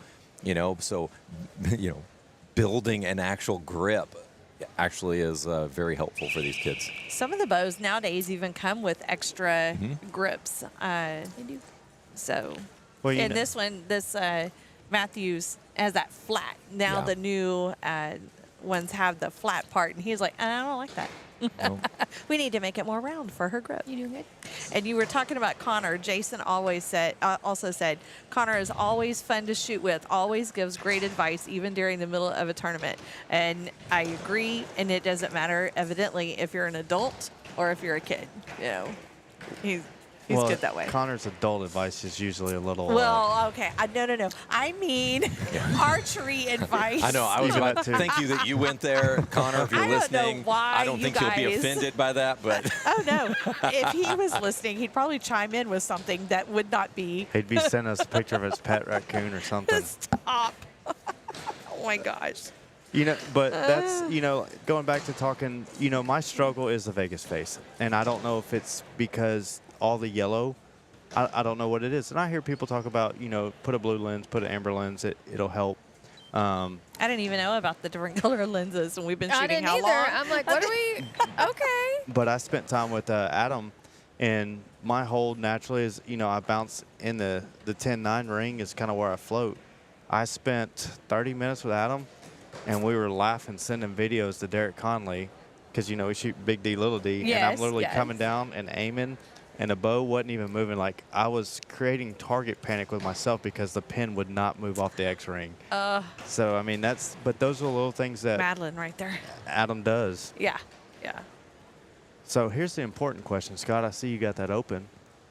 Do we have anybody that's going to, or looking like they're going to make a run to run someone's day in a shoot-off?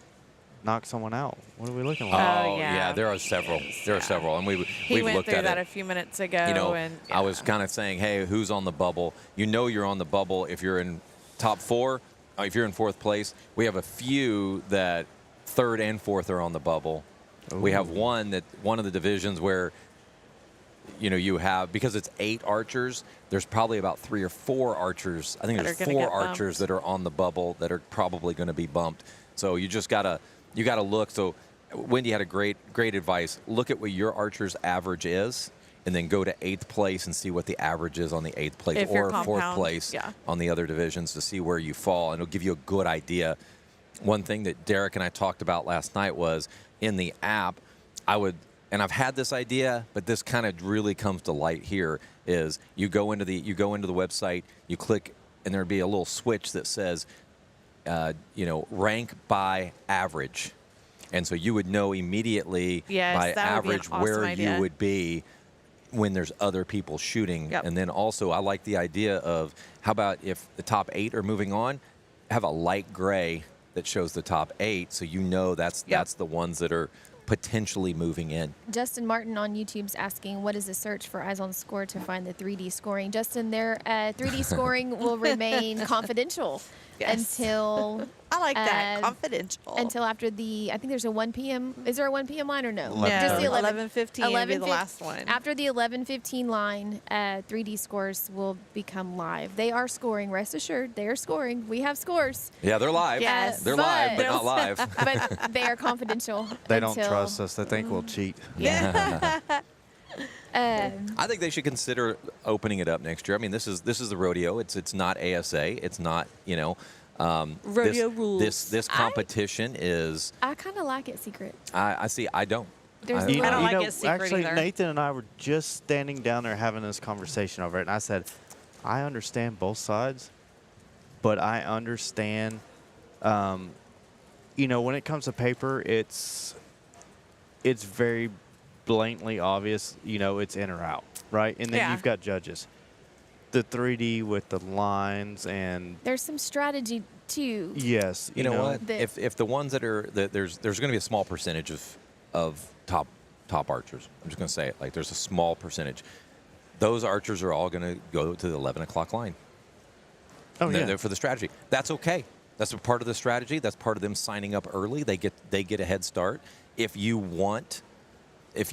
wanting that strategy, there's a small percentage that will sign up for that last time slot, I believe, and that's their little fella. choice. Look at those kids. But also too, what that comes into play as well, and I see it a lot in the pro classes, when you can see what other people are, because we've got the leaderboards that keep everything updated. It changes a way that you shoot or your risk to reward. That's okay. That's part of the game, But that's a new But there aspect won't of the be. game. Maybe somebody won't be as aggressive to make the mistake. Yeah. But it could go the other way. But that's what I'm saying. It could go the other way. But it could. They it could puts try it to on shoot that your 14 gut. and then miss it, Yeah. because they're not as high of an archer, highly skilled. Hey, I'm all for live scoring when I'm shooting because I don't care. I'm going to shoot for it anyway. No, I'm just saying. honest.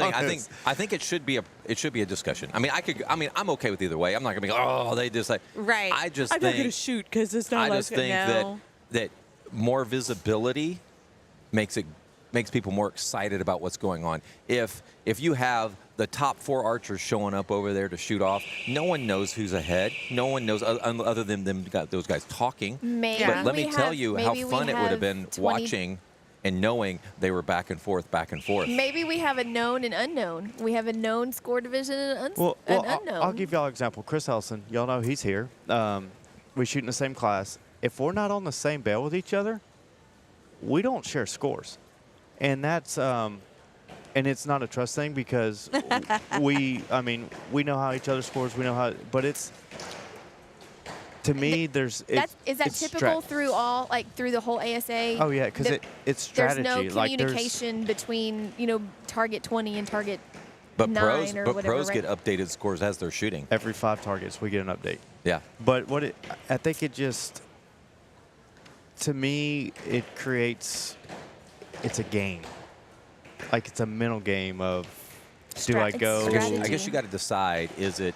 Do you want to cater to the small number of archers that are playing the game, or do you want to cater to the whole so that everyone can participate and be a part of it? Oh, absolutely. Because if those so I think archers are doing that, I mean, are we talking about pros normally go that route? Or we're talking about this is a youth archery competition, so it's amateur.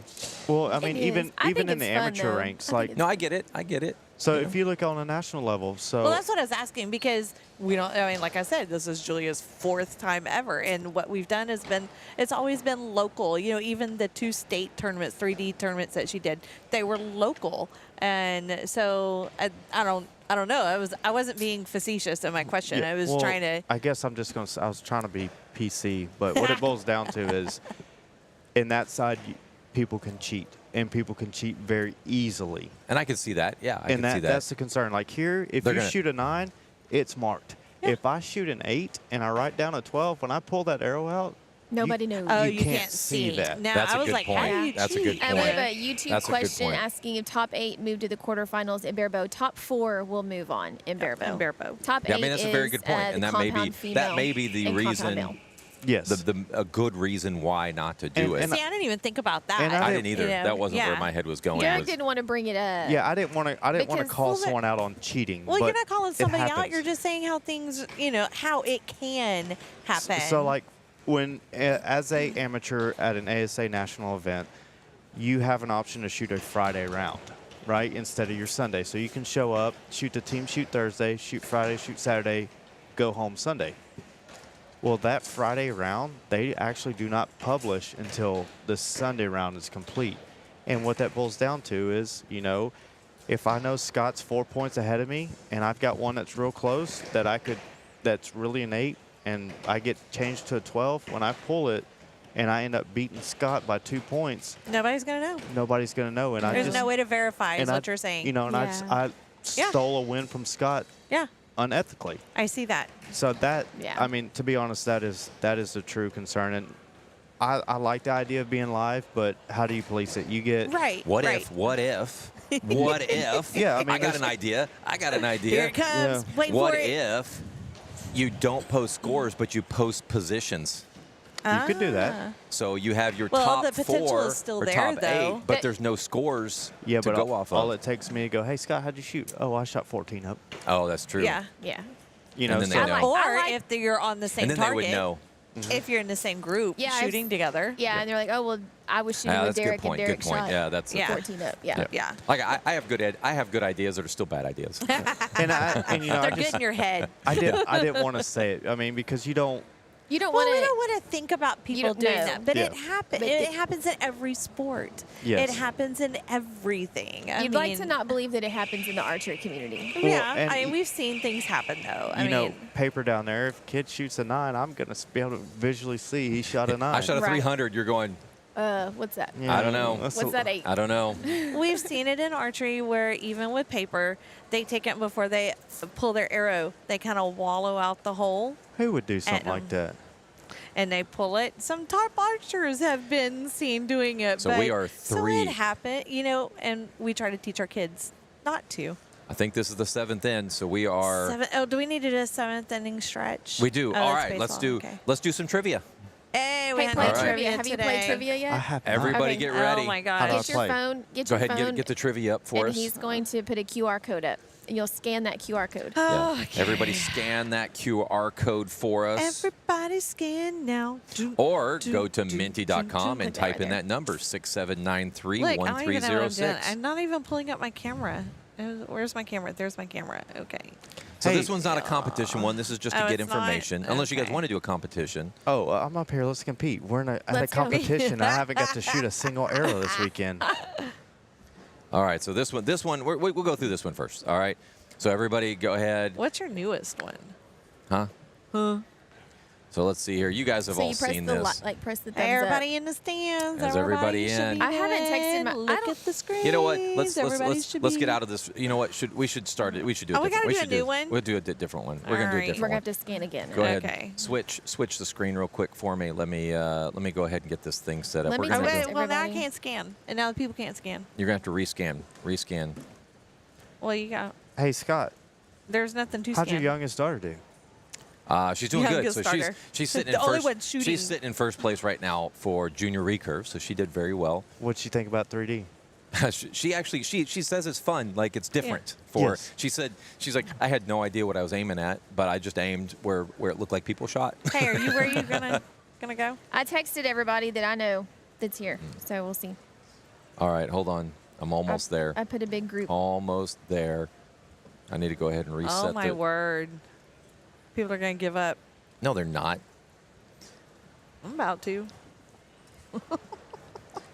So I went home last night Did you? And Logan stayed at my mother-in-law's house, had a sleepover over there. So it was just Tanner and I. And the wife went out for a little birthday dinner with some friends and had a glass of wine. And she came home last night, and I'm out. Do we need to know? And Tanner's out. Okay. All right, everybody scan Is this that PG? Oh, yeah, absolutely. Okay, all right. Bottle's laying in Mama's spot. Like, it's just, What kind of bottle? like, baby bottle. Oh, okay, all right. Well, you said she went out. He's a month old. She wasn't home. Well, I didn't know whose bottle it was. She got home and no room in the bed.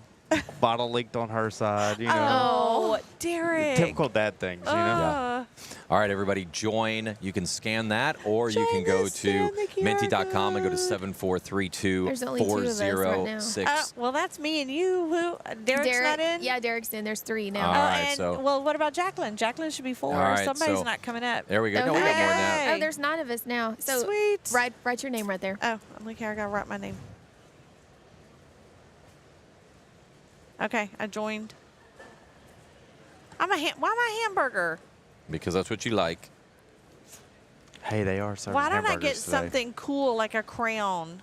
I got the king crown. that Heck yeah. you? Heck yeah. I got the emoji face. What did you get? Derek got the 4-leaf clover.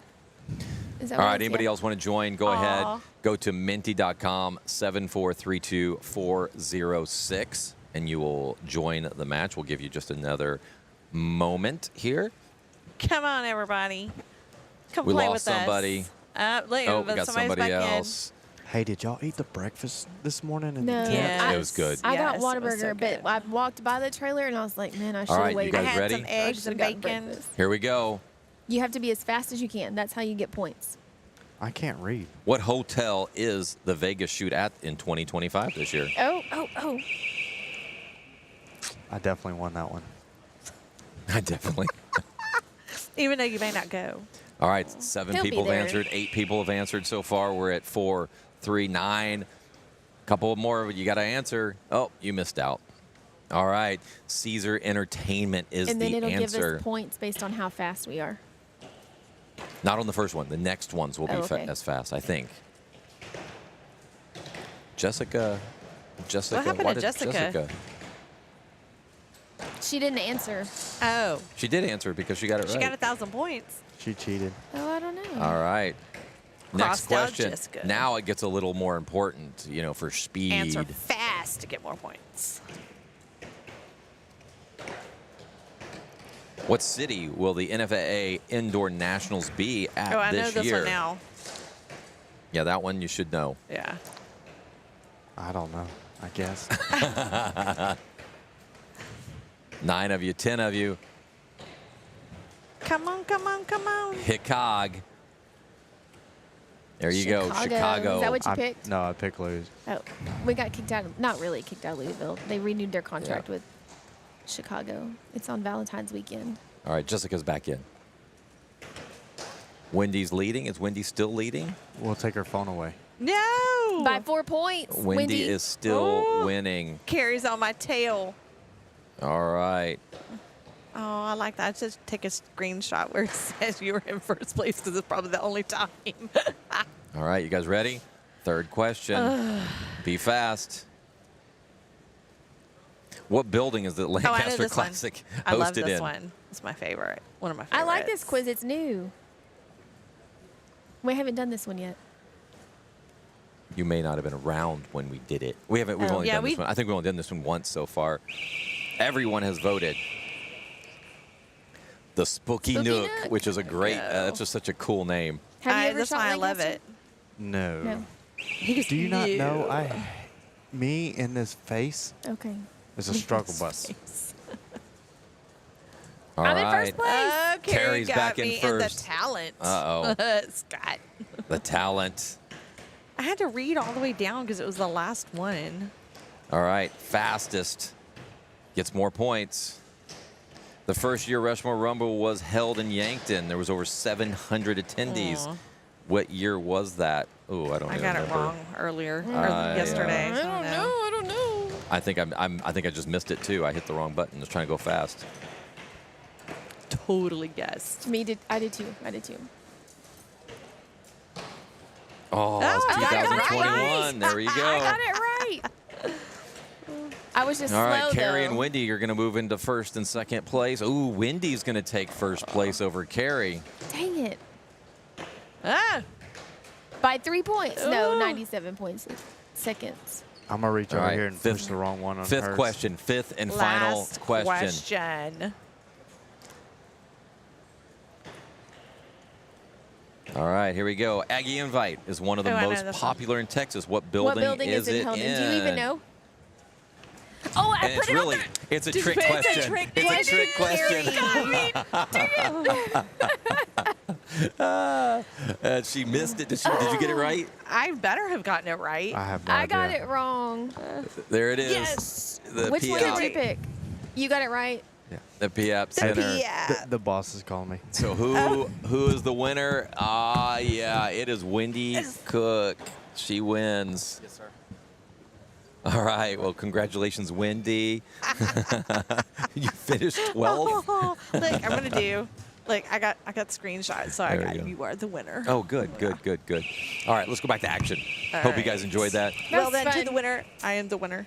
I need to give a birthday shout out real quick. Can I do that? Yes. Jessica Berger. She's No in the way. house somewhere. Happy birthday, sis. In the Happy house. birthday. Her daughter is Riley Berger. She's shooting 3D at 11:15 today. Ah. So they're probably in the 3D Yes, range. better be. Unless she shoots. So she's not shooting in here right now. She shot in. Riley shot in here yesterday, the Okay. 1 p.m. line. All right, while we're down there, let's go ahead and do one more. We're going to do a regular one so we can kind of find out where everybody's from and all of that stuff. So Oh, flip back yeah. over trivia. Let's go ahead and do another one real quick here.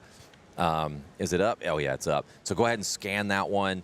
And this is not really a competition, but you'll get to learn a little This bit one's not for about points. the rodeo and some of the information about what's happening this weekend. This is some cool trivia. Yep. Some cool Houston Livestock Show and Rodeo I wanna trivia. tell- There's a new I one. wanna tell Everybody everybody take your back there. phone. Do that. I know. Go ahead and get in on the action. You know, it's the 2025 Houston Livestock Show and Rodeo Trivia Challenge. Right. Well, this is not such a challenge. Right, not really Okay, a we challenge. gotta It could. mute It Carrie could be and a her- challenge. It could be a challenge. You know. Yeah. Go to minty.com. Go to 6793-1306. Let's go Or ahead and get some people. QR code. Yeah. Or Hey, scan look, that I said QR it code. right that time. They did. QR Very code. good. Very good. Starting to roll off my tongue. QR RQ, code. RQ. No. Stop it. QR code. Give them a few minutes. Yeah, so we'll give everybody just a moment to go ahead and get signed Well, up. we can't give them too long because I gotta go to the bathroom. Yeah. They got some. Oh yeah, there you go. Good job, Carrie. We got a few Alright. people going I down told there. you- A get lot some- of people are on their phones looking. Yeah, there you go. Right? Go to minty.com and go to 6793-1306. After this, I think I left I'll the go get data. us I think I lunch. left the data too from last one, so we can kind of Okay, roll add off to of it? it. Yep. Okay. I'm gonna go get us lunch after this. All Uber right. Eats. Uber Eats. Oh my The gosh. Carrie Eats. I do eat. Gearing y'all. Eats. All right, so should we go ahead and start it? Looks like everybody's kind ready? of getting on it. Yep. Yes. Yep. Yep. Anybody? All right, let's Nope. go ahead and get Bueller. All right, started. let's go. Dinner. See what happens. All right, there. What city are you from? I'm from City people. City. Magnolia. Because we had yesterday, we had some Continents. continents. Thank you. I couldn't think of the word. Is it going Mm-hmm. good, Everett? And then we had shops, Texas Archery. Why is Victoria so big? How many times did you put your name in there? No, Right? one time. It's because I brought about 20 plus archers with me. So Yeah. we put everywhere. So as the more times people type in Victoria, the bigger it gets. Look at that. Pickle? Is that what it is? Is this pickle? Aim. Fish. All right. Talk. Let's go ahead and move on. All right. When Oh. did HLR have its archery competition? Look, mine's not changing. Mine says Maybe you already voted? facilitator change Just go slide. ahead. Just go ahead and skip ahead. See, yours is doing the same thing. Skip ahead. I already put it in. I don't know why it redid it. All right. Well, it's exactly what mine did. What year was the first competition? Do you want lunch? Do you want lunch? I'm fixing to go get lunch. But I'll go get it back there. All right. 2019 looks like to be the leader, and yes, it is. That is the right answer. All right. Houston Livestock Show and Rodeo started in 1932. What was its original name? Ooh, I know it. I know it. I know it. Yeah, see, I only did it once and it says you already responded.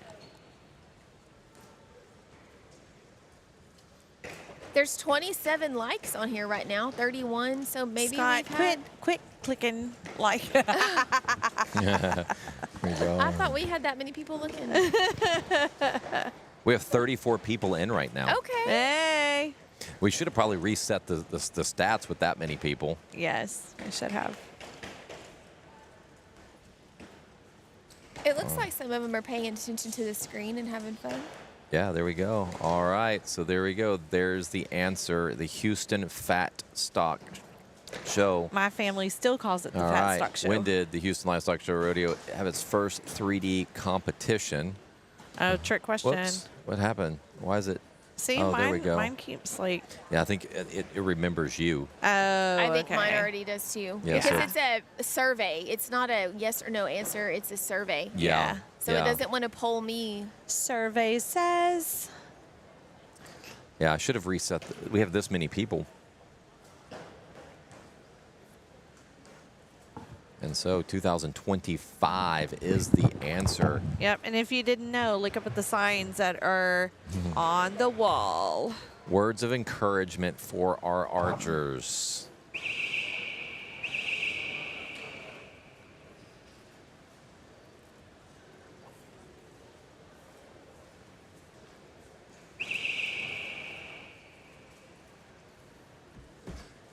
Yeah, I don't think I should be doing this since it just keeps saying, you already answered. You already answered. There's enough people in it. Shoot straight is number one. Have fun. Actually, no, have fun is the number one there. Shoot straight. Have fun. Yeah, we just heard it from Derek. He said, it wasn't fun. Yeah. And so he had to regroup. That's huge. Have fun.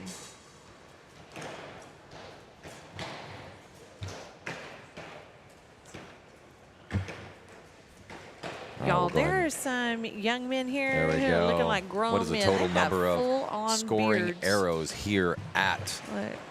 Livestock Oh, I know Show it, I and know it, Rodeo? I know it. Well, I'd hope you know it. We've done this one enough times. What are you trying to say? Huh?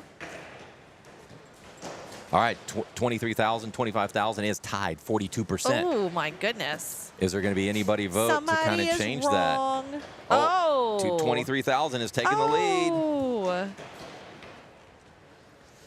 So what is the answer? What is the answer? I can tell you what it's not.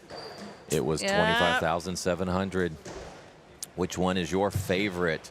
Oh, yes.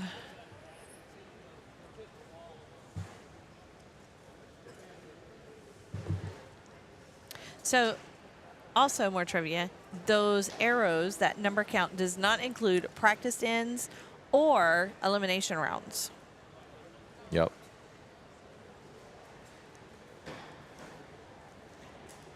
Right? There you go. Compound right now is leading the Yes! pack. Compound. I should have reset. I should have reset the numbers now. Jacqueline's over here. No, she's over there in that beer bow group. All right, what's the most important in archery? Oh, here we go. Okay.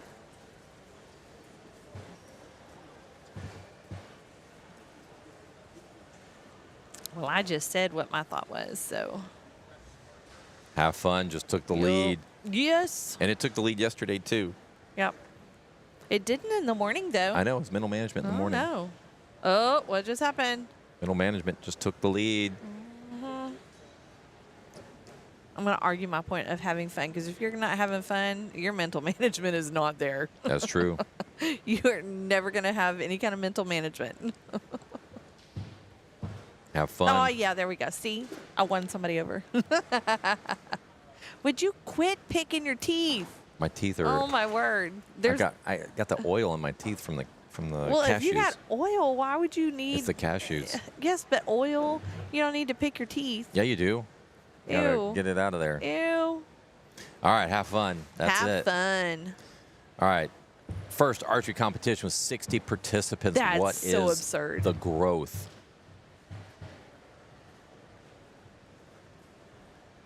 We set the record this year. Let's just go that route. We set the record for 3D, and we broke the record with Target. So 552%, 835%. They're tied right now. What do you think? Well, not What do anymore. you guys think it is?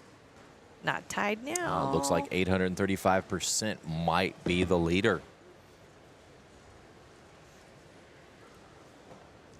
There it is, 40%, 40% I of was the like, votes. what? No, I don't think so. 835%. There you go, folks. And that is a good luck, everybody. All Well, right. thank you. Thanks Go ahead for and playing. switch there we go. We're back to action. We are. Where are we at? Thanks for humoring us there, just to kind of add a little Thanks for fun, humoring Scott. fun for everybody here. Let me go ahead and maybe we'll do another one. We'll reset the question. Guys, we are at the NRG Center. We are occupying 30% of this area, which doesn't sound like much, but when you get in here and you see the massive size of this competition, we've got target archery competition in just this area.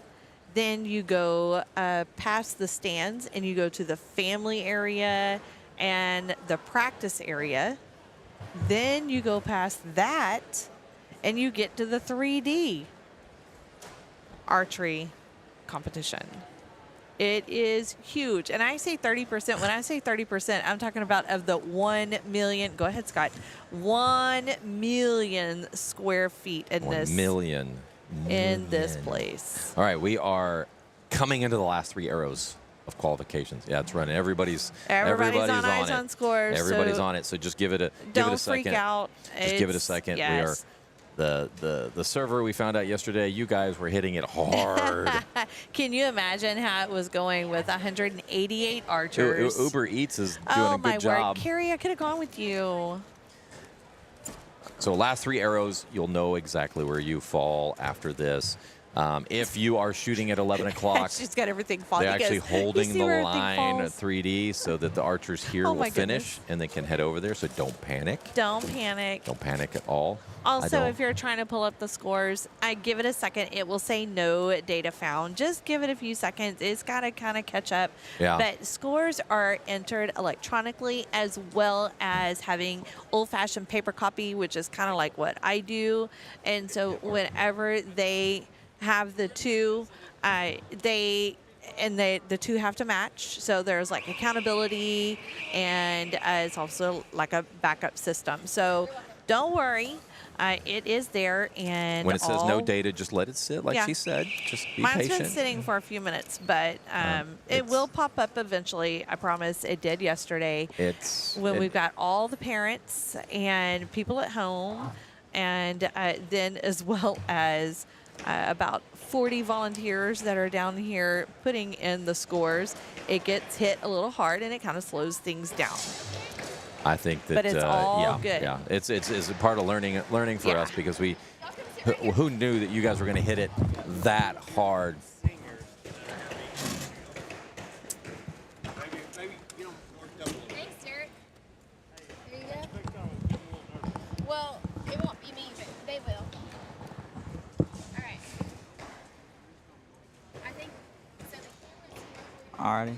there's y'all, but they'll move you to the Okay. Yes, ma'am.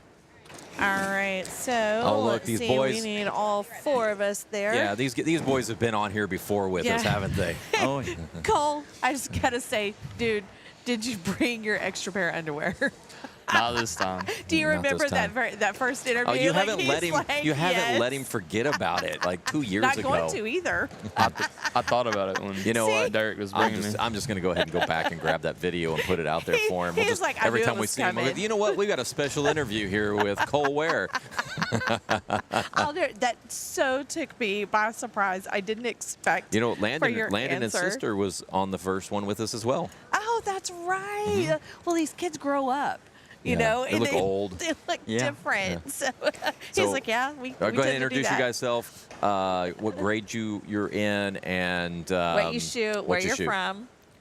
Sorry. What? You go ahead. All right, I'm Landon Rowland. I'm a sophomore in high school. I'm from Salina, Texas, and I don't even know.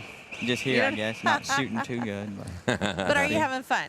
yeah, I'm having fun. All right. Well, you that's- know, the eliminations are coming up, and you guys know that group is so close in scores. I Wow. think it doesn't matter what position you're in. You just need to be in that top 8. Yeah. Oh yeah. I'm Cole Ware. I'm from Centerville, Texas, and I'm a sophomore in high school.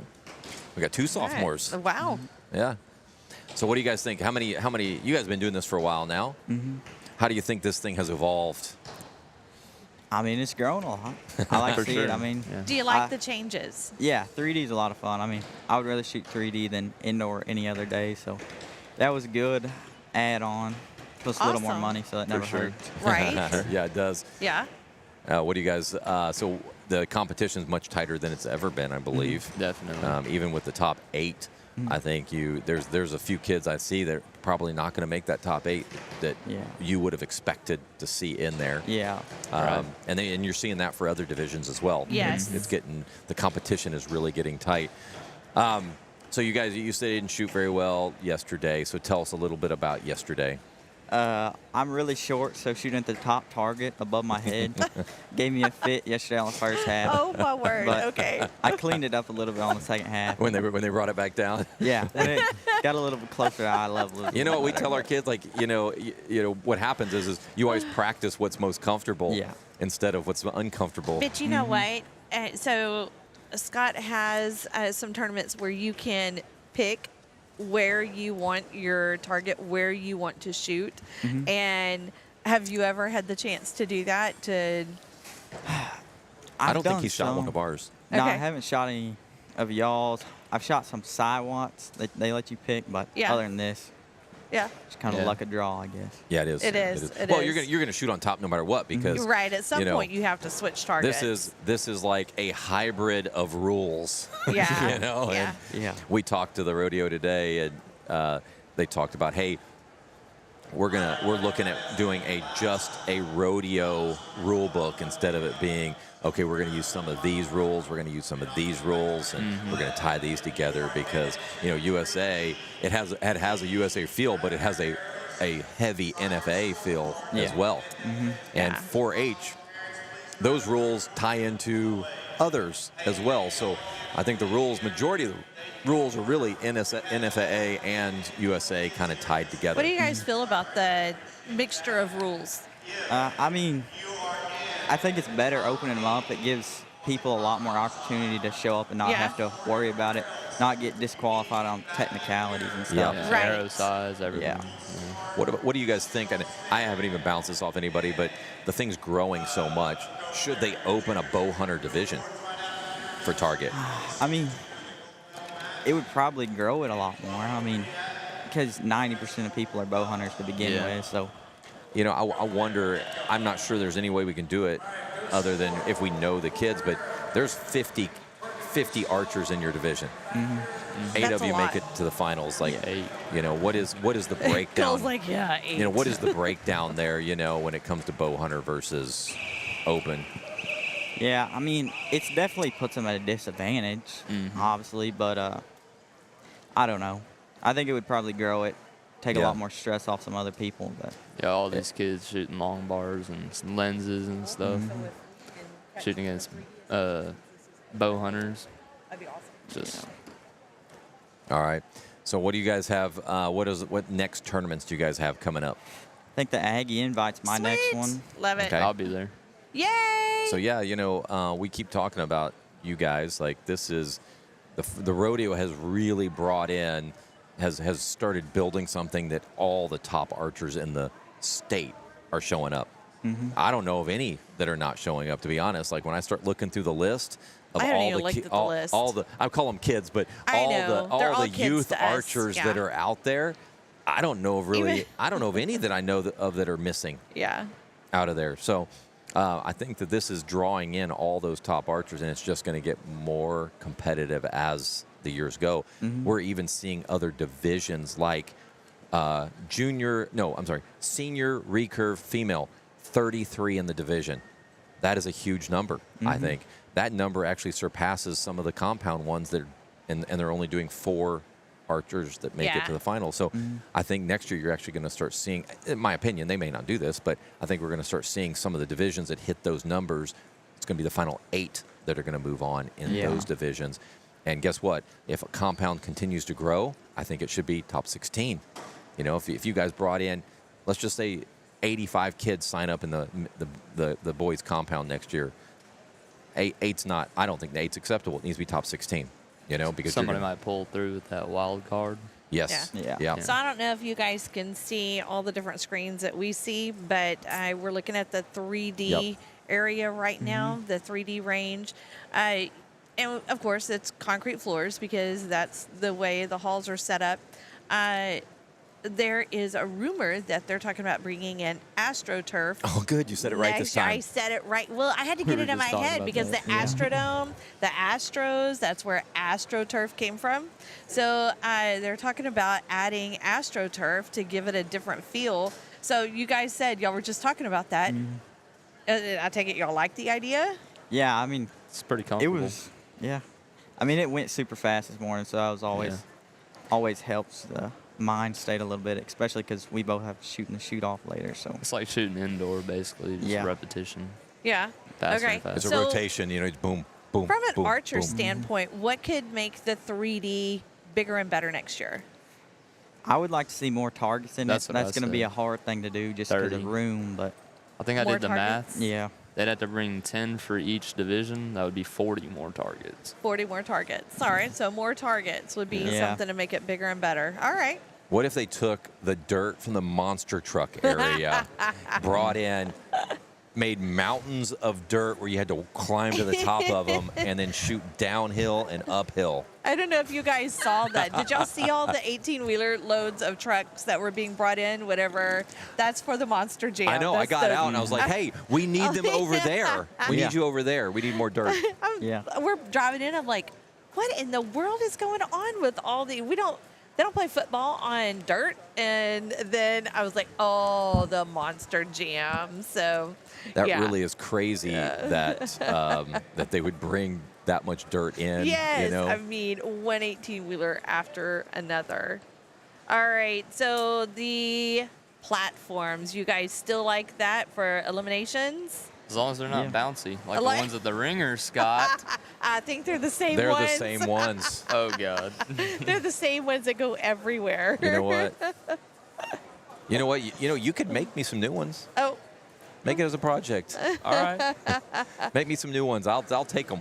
Tell your dad. Tell your dad. They just need like one pillar in the middle of the, make it not like a trampoline. There you Well, go. I the can do issue that. that comes with that, maybe they need some rubber that kind of give underneath them or something. When you do that, it because makes it tough because it any it could different make kind of elevation, that could make it like a wobble, almost like a wobble seat. Yeah, if you're shaking it all, it's like Wobble. being on You're a water shaking it bed. all. It's like being on a water bed. What do you know about water beds? I skipped that. Don't need to know. really windy. Wow. Well, I mean, his parents could have one, but I mean, Nah. yeah, no. Not that rich. No. Not that They don't rich. cost that much. No, they're probably cheaper than normal mattresses. Yes, yes. All right, the top 8. Dax hung in there to get that top 8 spot since we have you boys on there. Wyatt, Bo, Landon, Levi, Cole, Timothy Wallace, Aiden. Do you guys know all these kids? Most Yes. of them. Most of them. Yes, sir. I didn't recognize like Bo Gant. I didn't recognize that name. Did you guys know him? He's probably around. He's Yeah, probably he's right probably down there. around somewhere. But He's right around here But you somewhere. guys know him before this. yeah, I've shot some 3D tournaments with him. Yeah, ASM. Okay, so you guys know knew him. And then Dax, we were wondering, he was on the bubble. You know, he's on that 8th spot. he held on today. There was a couple kids that were real close that could have come in, but it looks like he hung on. So he'll be going against Wyatt Dorcas first round. That is a tough match to go against because Wyatt is a shooter. Mm-hmm.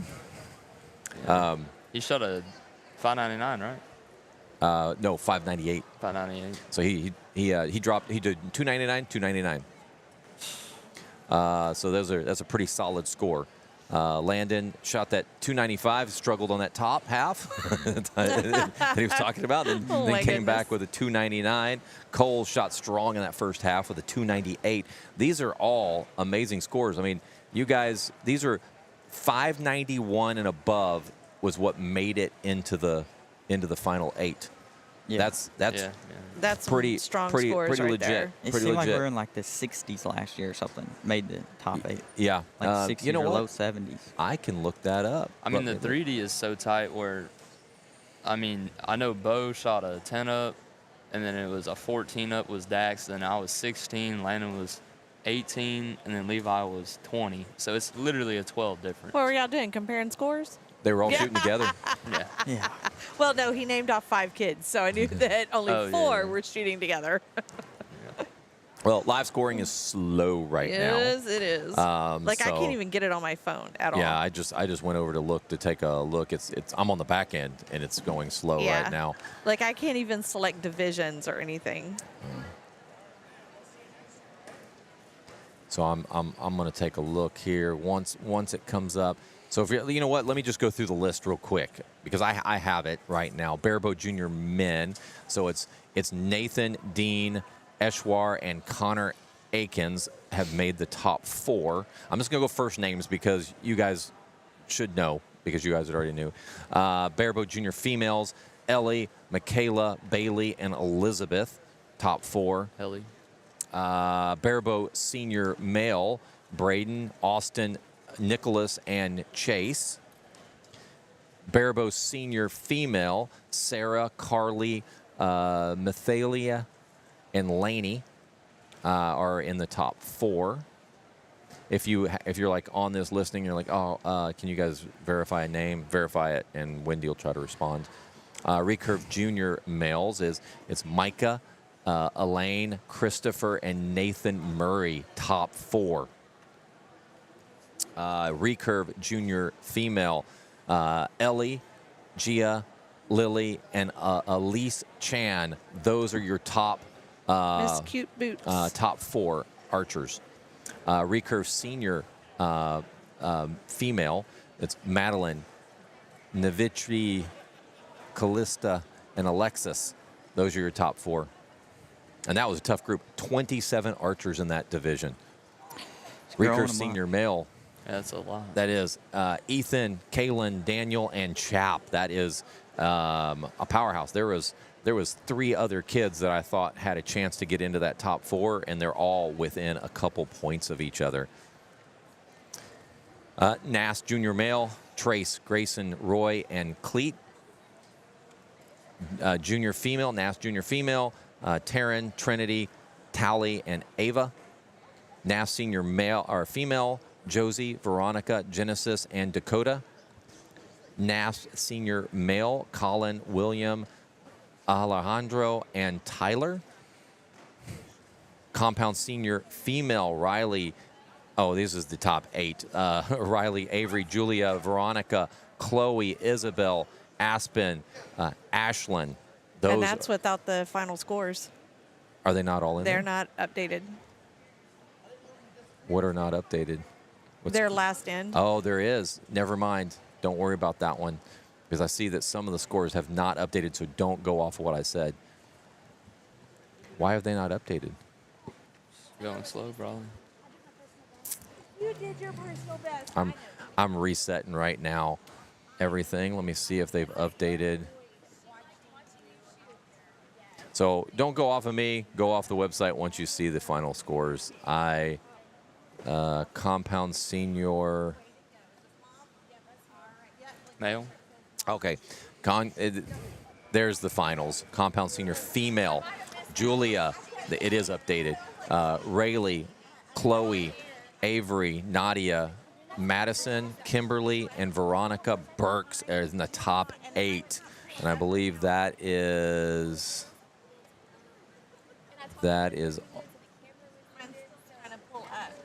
and they're all, I think they're all updated. Wyatt, Bo, Landry, Levi, Cole, Timothy, Aiden, and Dax are in the top 8 for the boys. Junior female, Talon, Alexandria, Addison, Peyton, Gianna, Chloe, Elise, and Emery are your top 8. And I don't see any, everything looks to be updated. Compound junior male, Case, Connor, Noah, Nash, Nico, Augustus, Jacob, and Trinity, Trenton. Those are your top 8. Also, all positions are getting paid this time. Did you guys know that? Nope. All 8 positions are getting paid money, scholarship dollars. Do what? You said you aren't having fun? No, I said I didn't know we were paying out till 8. Yep. So in the past, it wasn't all positions. What's the numbers for each place? Do you know? Huh? The numbers for each place. Cash for each cash, one? $1,200 for first, and then it goes down $200 for every position. Okay. Junior compound is what I'm trying to get to. Because it's not coming up on my phone still. We all were. I thought I saw you sitting on the edge. Yeah, that's the spot. That's where you were. Right there. And then I was on the corner. There you go. All right, so that is so we have right now they've got the 3D going. So any archers that were in here head over there so that they can shoot, and then we have starting at 2 o'clock is going to be eliminations for you guys. They're going to shoot all the way through. Once we get to the grand champion match, you guys stop, and we're going to pull that grand champion match. We're going to bring them over here. We're going to take pictures of all you guys so that we can go ahead and create player cards so that we can get them up while you go up on stage. So maybe you two will be up there. Hopefully. Never know, right? Nope, never know. I think you were up there last time, weren't you, Landon? Yes, sir. He won Oh it my last gosh. year, so. He shot his personal best, y'all. That is, and did you, I don't know, y'all never did look around, but the smile on his face was just so infectious. I mean, I'm just like so giddy right now. That's awesome. Oh, cutie pie. Right. Well, thank you guys. We're going to go ahead and, well, actually, we're not going to close up. We're going to keep 3D going. Wait. Cole. What Oh, God. piece of advice? What would be one piece of advice that you would give new archers, since you've done this a couple of years now? Is it the same piece of advice? No. No. Okay. Well, then what's your new one? Make sure your arrows are in spec. Make sure they're not bigger than 23/64 7 inch. Oh, did that happen? It's happened to several people. Well, to several not people. at the rodeo, though. Not at the rodeo. Not this year. No. Yeah. So the rodeo goes off of a 9.33 arrow, which is not a 23/64. But that's a good point for 4-H. 4-H goes off of a 23/64, which is a little bit smaller than a normal 23 arrow. Yeah. All right. Okay, Landon? It's better than last year's tip. Yes. before. Yes. Yeah. Yeah. 2 years ago. Yeah. Yeah, just practice up and try to keep your mind in the middle on your mind, I guess. Hey, check that out. Because I didn't do it too good yesterday. Oh, no, it was the height. It was the height. Yeah, it was a height. Well, let me ask you guys. I didn't even keep it in the middle. So you guys made it to the finals. Like, what does a practice schedule look like for you guys? It kind of depends on how I'm shooting. If I'm shooting good, I might only shoot a round or two. But if I'm struggling, I might shoot. I try to shoot a round couple, a day full and then round a or couple something. after. Yeah. So every day you try to put some time in. So I was just kind of put it in perspective, like these kids that are, if somebody watches this and says, hey, how does my kid make it to the top 8 when there's 50 of you in there? What does it take? Probably takes takes an hour or two a day. I mean, you guys can't really miss too many days, right? Right. But I do encourage Got a always rhythm. taking a break. You know, you always need a little bit of a break, one or 2 days a week. But be deliberate. And like you said, if I'm shooting good, you know, then I know that, hey, this feels good. That's part of the mental game too. If it's feeling good, hey, I want to remember this feeling. I'm going to go ahead and just shoot a few shots or a few rounds, and that's it. And then I'm going to the next day try to duplicate. So it looks like over there in the 3D range, there's some movement going on, but that looks like that is practice because those are on bales. Yeah. Looks like somebody convinced Chloe to shoot 3D, which is good. Yeah, I wonder who that was. Well, she was signed up for yesterday, but I think something else got in the way, and maybe 4-H leadership. And so she did get in. Nice She did- hoodie. like So Nice she hoodie, did get Chloe. in on 3D then. Okay. Well, cool. Well, thank you guys for joining us, and good luck this thanks, afternoon. guys. Thank y'all. All right. Bye. Bye. Bye.